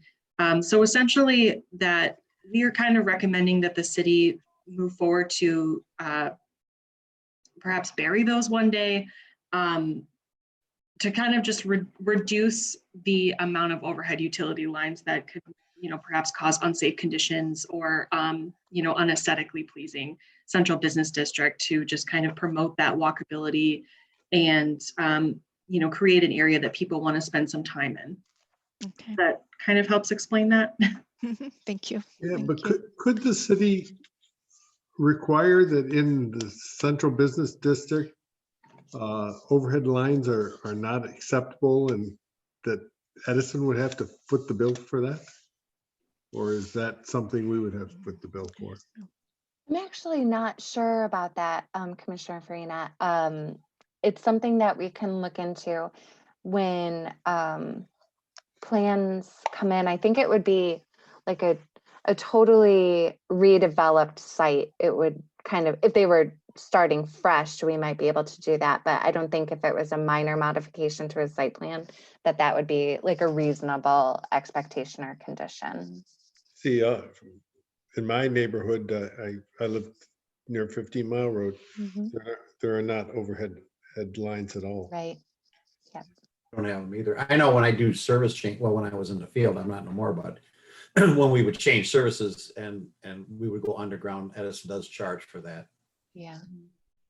So you can tell exactly the problems when you start taking pictures. I know for this book and everything, for the master plan, and everywhere you try to take a picture of the city hall, a picture of anything there, right, the wires and the street lights, everything's in the way.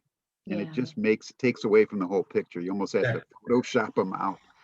That picture on Girl Spec that shows Liz's Ham Cafe and the other Yeah. buildings there. Yeah. The power lines look terrible. The poles are crooked. It's just. Yeah. Right. Yeah. And with the Right. signs too, it's just sort of a double whammy visually with all that clutter.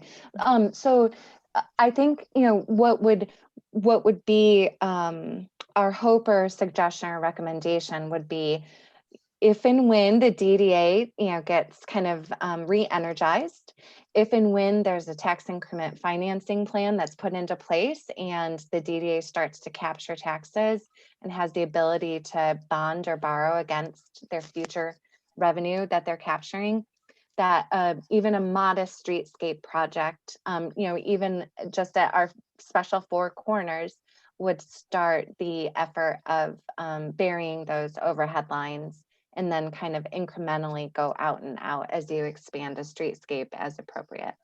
So that's normally like the first piece of it, at least in my experience. Great.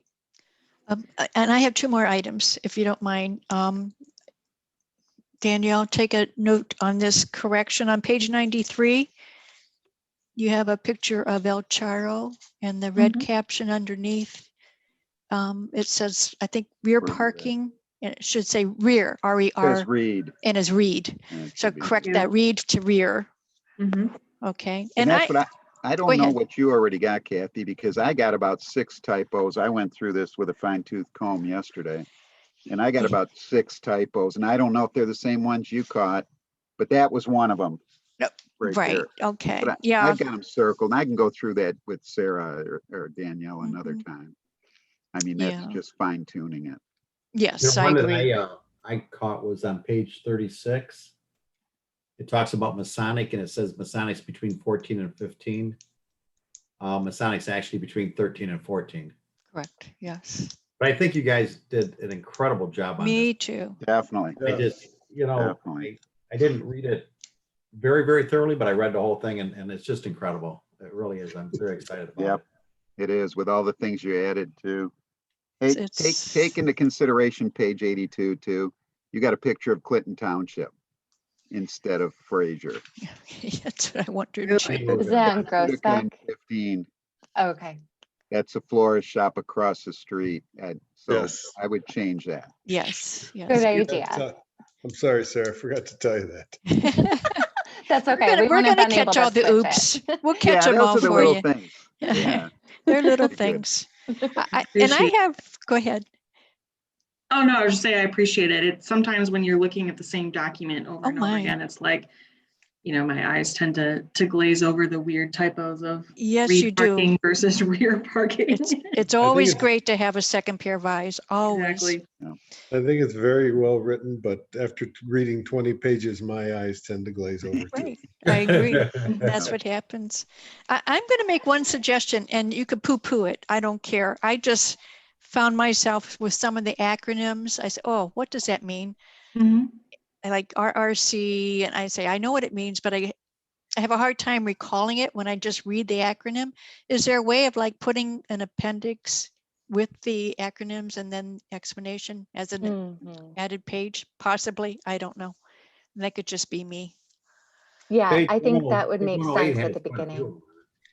Yeah, that's what we did in all the government's notorious for putting acronyms in the federal government and defense. And we used to put in all our, formal communications, what the acronyms were, so that, you always write it out the first time, but unless you're going back, and you have a I made a suggestion to Sarah in that implementation part, I think, or sustainability part, where there were charts that had lots of acronyms, and then I suggested that it might be helpful to have the legend of what those acronyms are as a footnote in the bottom of each page, so that you'd have it readily available to look at when you're looking through it. Yeah, that's a great idea. I agree, and thanks for reminding me of that, Clark, because my thought was to try and see if our graphic designer could actually fit all of the implementation tables onto a front and back 11 by 17. So it's just one, one or two pages basically, rather than flipping, the page. So we'll at minimum, we'll add those, the legend to each of the pages. It's good for them to be standalones.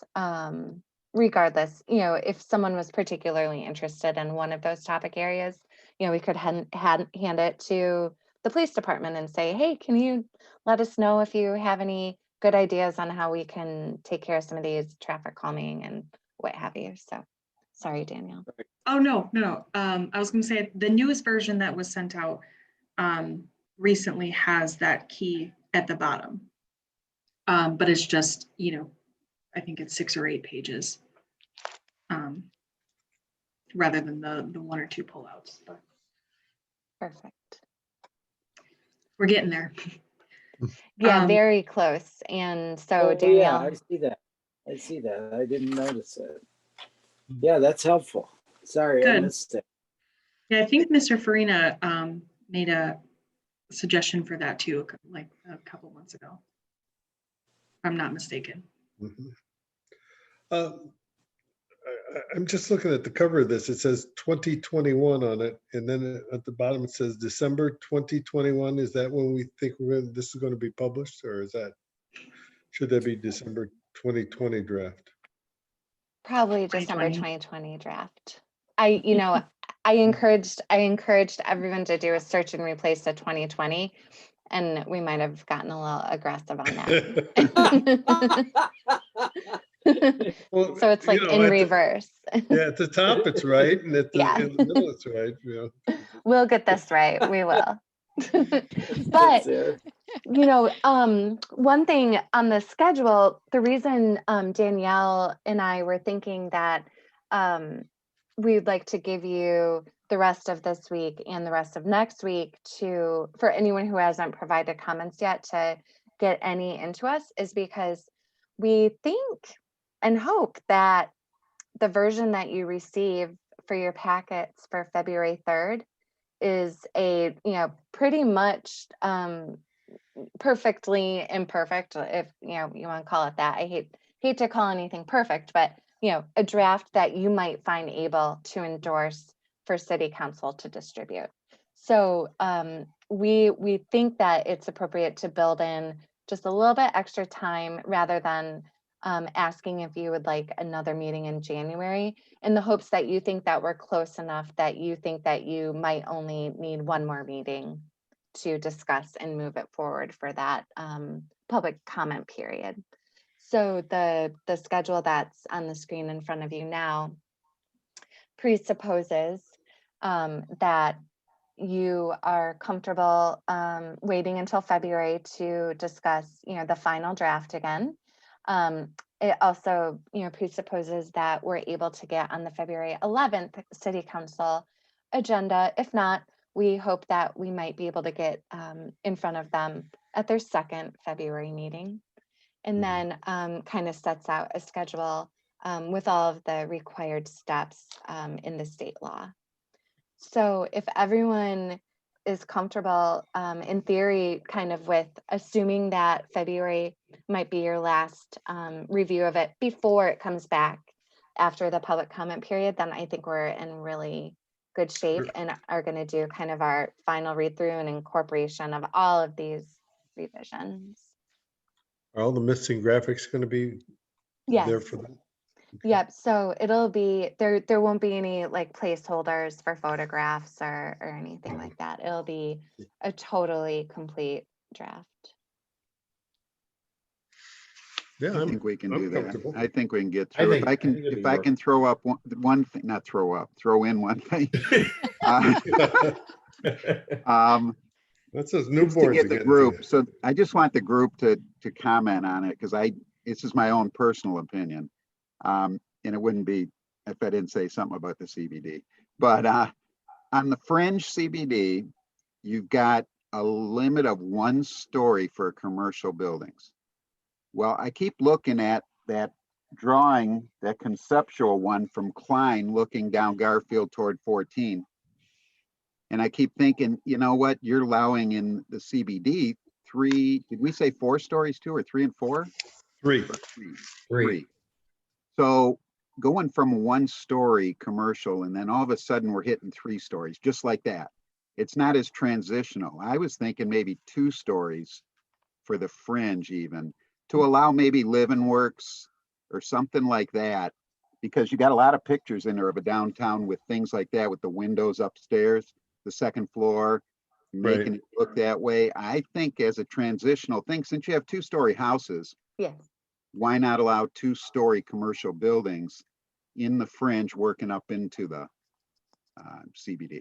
I think that's reasonable and desirable. I think we should definitely make that revision.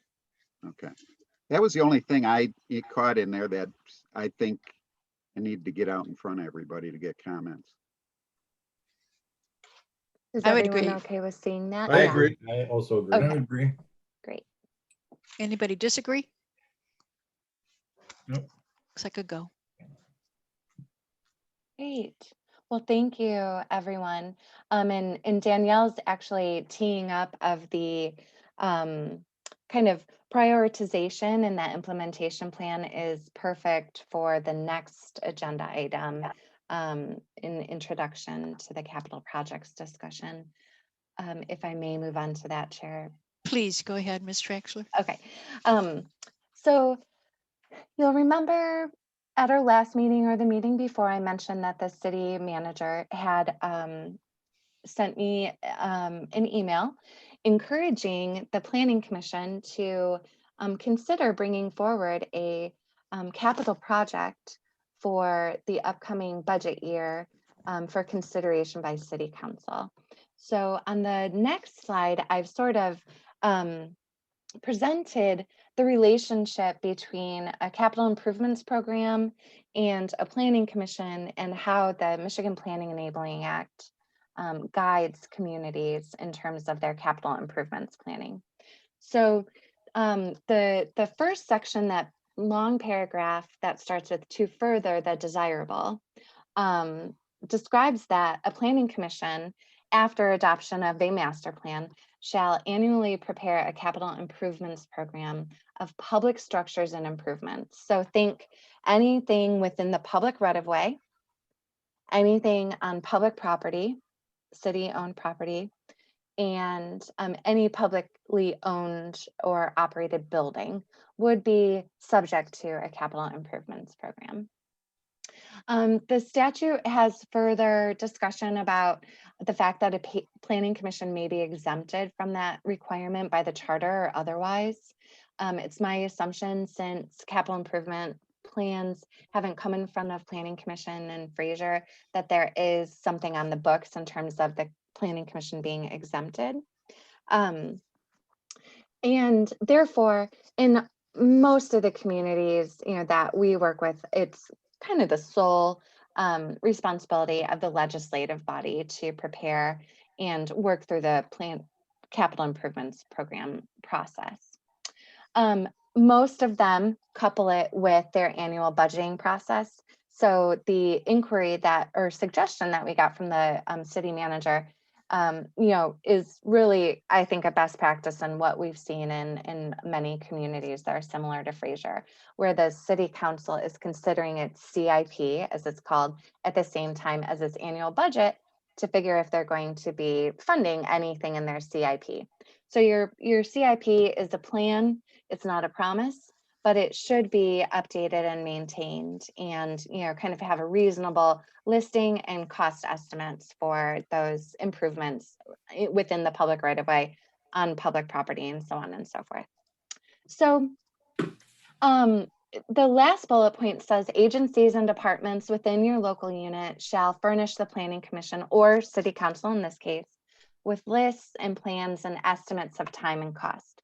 So I am sort of envisioning this agenda item for this month and next month to be fit within this responsibility bucket, where we're considering the Planning Commission as the appointed body that is sort of the representative of the planning department, and that we will be basically bringing forth ideas for you all to prioritize, ideas that are right now in the draft master plan, and that which we think might be a effective or an important capital improvement that City Council might choose to fund in fiscal year 2021. So the next slide has, just kind of my ideas here. So, I just refreshed folks' mind that, the city manager suggested that you may wish to suggest some capital projects that are consistent with the master plan.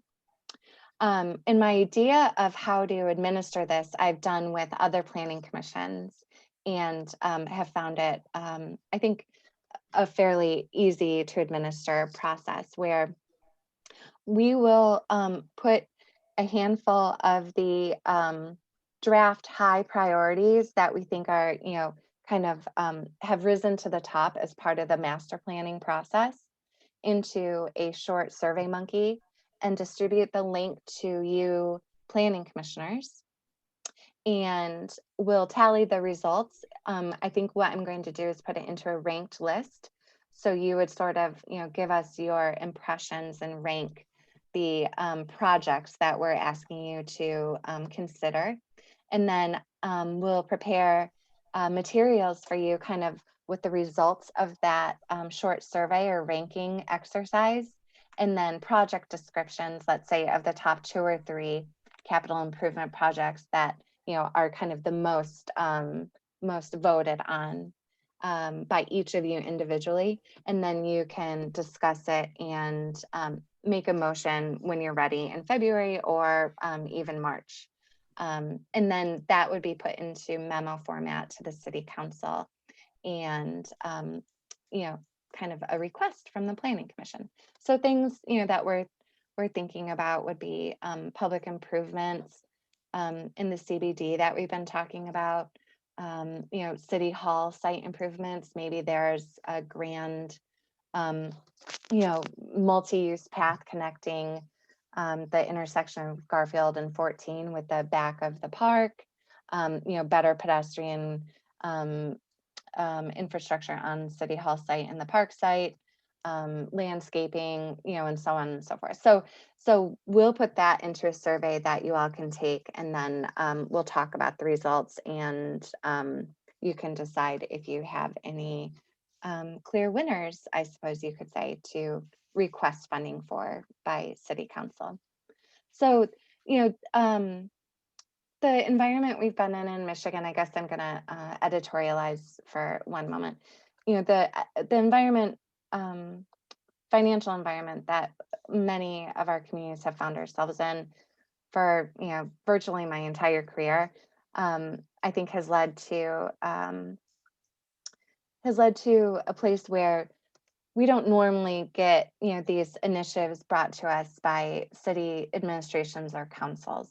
So I think that this is such an encouraging thing for you all to be receiving. Even just an opening of a suggestion that this might be considered by city council means that they're hopefully going to feel that they buy into the master planning process, that they are thinking about the built environment, and that they trust they might trust ideas that you bring forth for them. So I think this is just wonderful kind of attaboys and attagirls and sign of support from the administration and council, and we look forward to kind of taking it to the next level.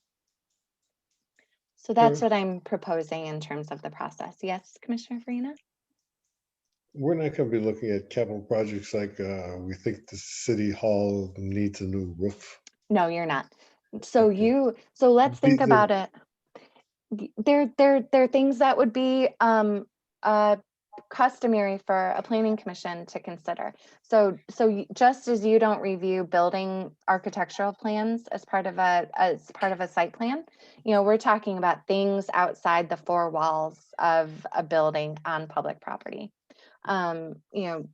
Maybe you are recommending that the city start considering gateway signage or wayfinding signage between parks, between the downtown and parks, on the city hall site and outside the city hall site. Like that's something that has really been on my mind as a neat initiative that I think is might be smart to start planning for.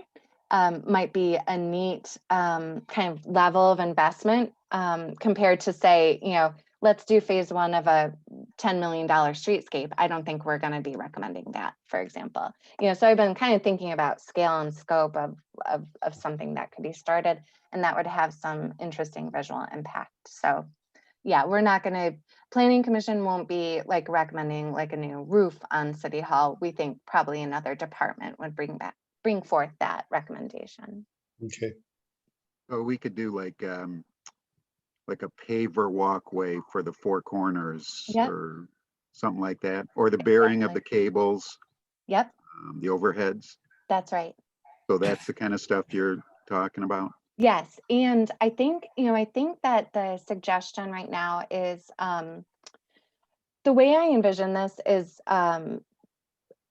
after this plan is adopted, and this is the way I've administered it in another community where I kind of had like department head responsibilities. So those requests I would personally get, and I would look at the master plan and see what projects were listed in the master plan that were appropriate for placement in the CIP, and then put a cost estimate next to it. So in future years, I think that all of the master plan projects that were in like the priority section A or B, we could include in the CIP, and then city council would just be automatically deciding whether they wanted to fund it and if it was a priority at the entire city-wide level.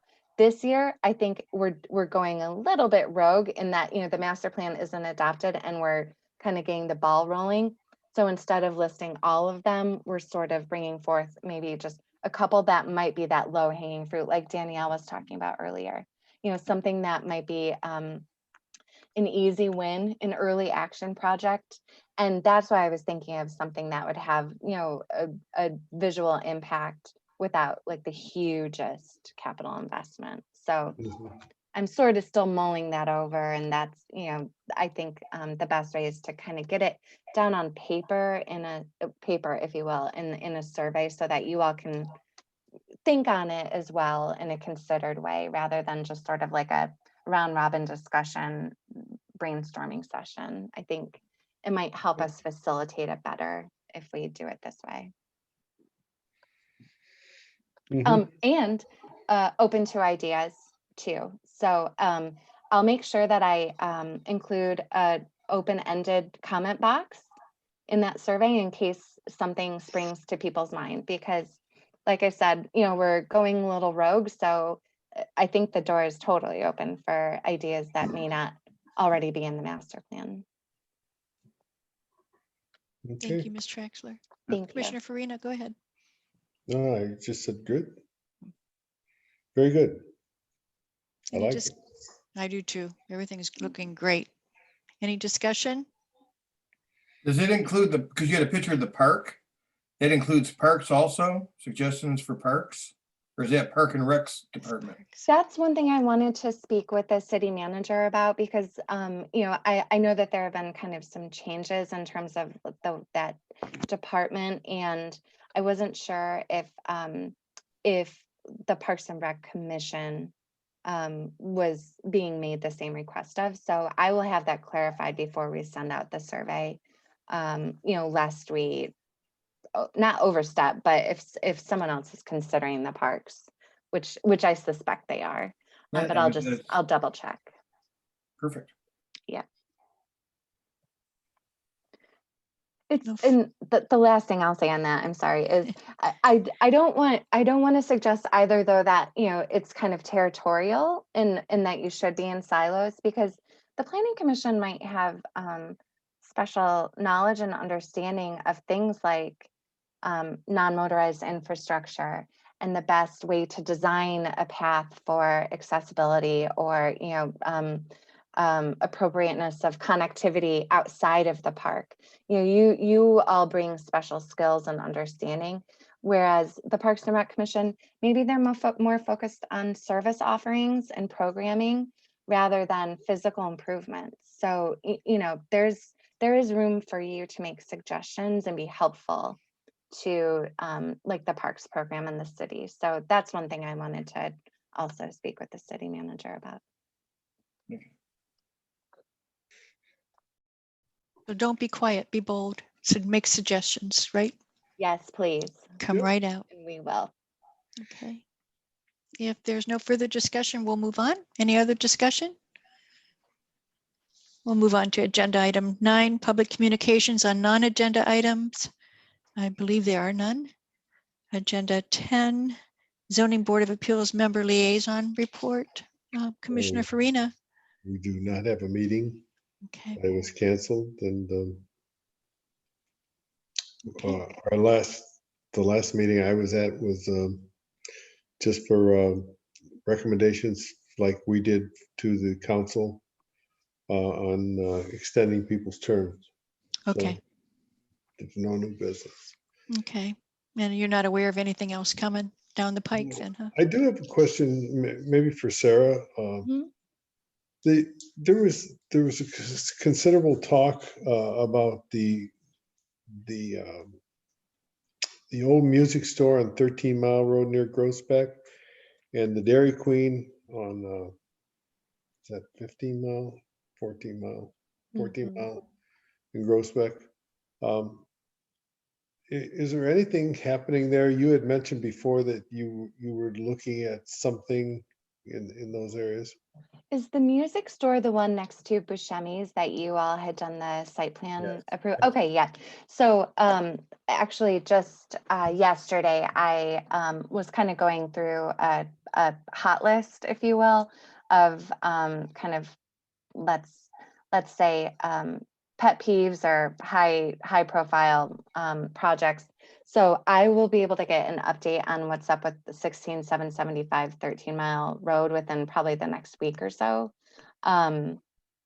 I spoke with the building official who's been changed over as of yesterday.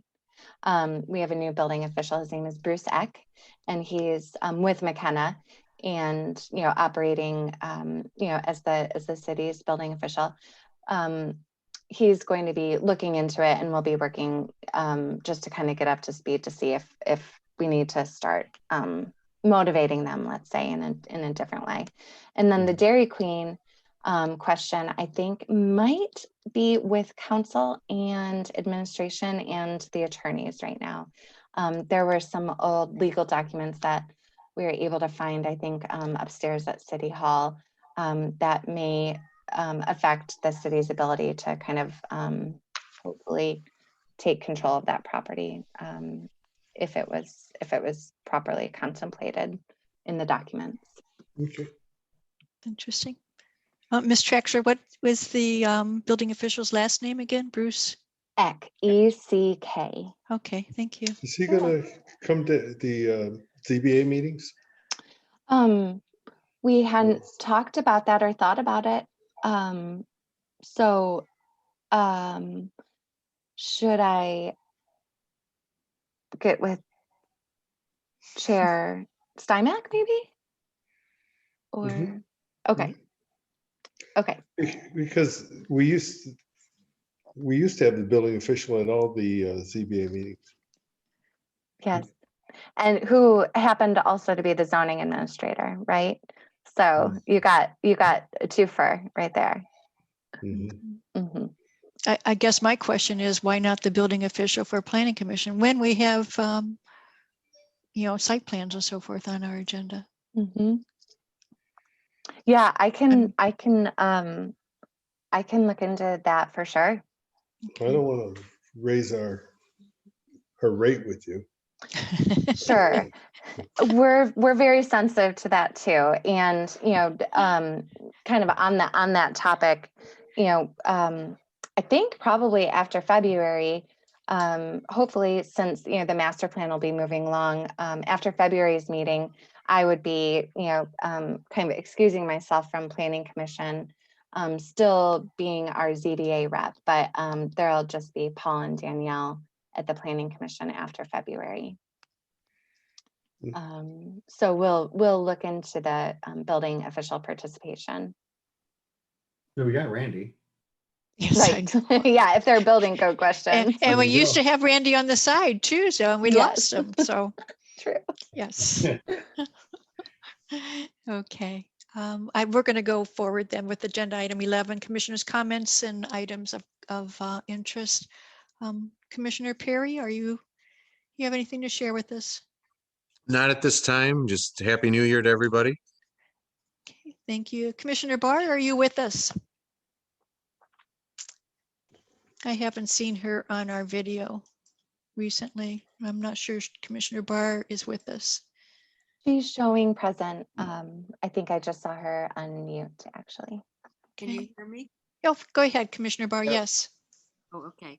No, I have nothing to add. I just Happy New Year to everybody. Okay, thank you. Commissioner Kyle? Well, Happy New Year, everybody, and hopefully 2021 is going to be much better than 2020. Let's Also, hope so. extremely excited about the master plan and the future of Fraser. I am too. Commissioner Cook? Happy New Year. Madam Chair, as we could say it tonight yet, it's been a pleasure working underneath you and welcoming Randy in. I think it's going to be a good year for all of us. And I need all your help if you put me in that position. So He's panicked. I'm panicked. So, You'll be fine. Yep. Happy New Year. Thank you. Commissioner Farina? Yeah, I wanted to say congratulations to our elected officials, and wish all of you, a safe time. Get in line for the vaccine. My daughter got the vaccine and said, it's very good. And so I'm looking forward to getting back to some sort of normalcy this year. Great. So bless you all. Stay healthy. Thank you. Commissioner Warnick? Hi, Happy New Year to all. I hope I can live up to the belief that you guys think I can be the chairperson for this.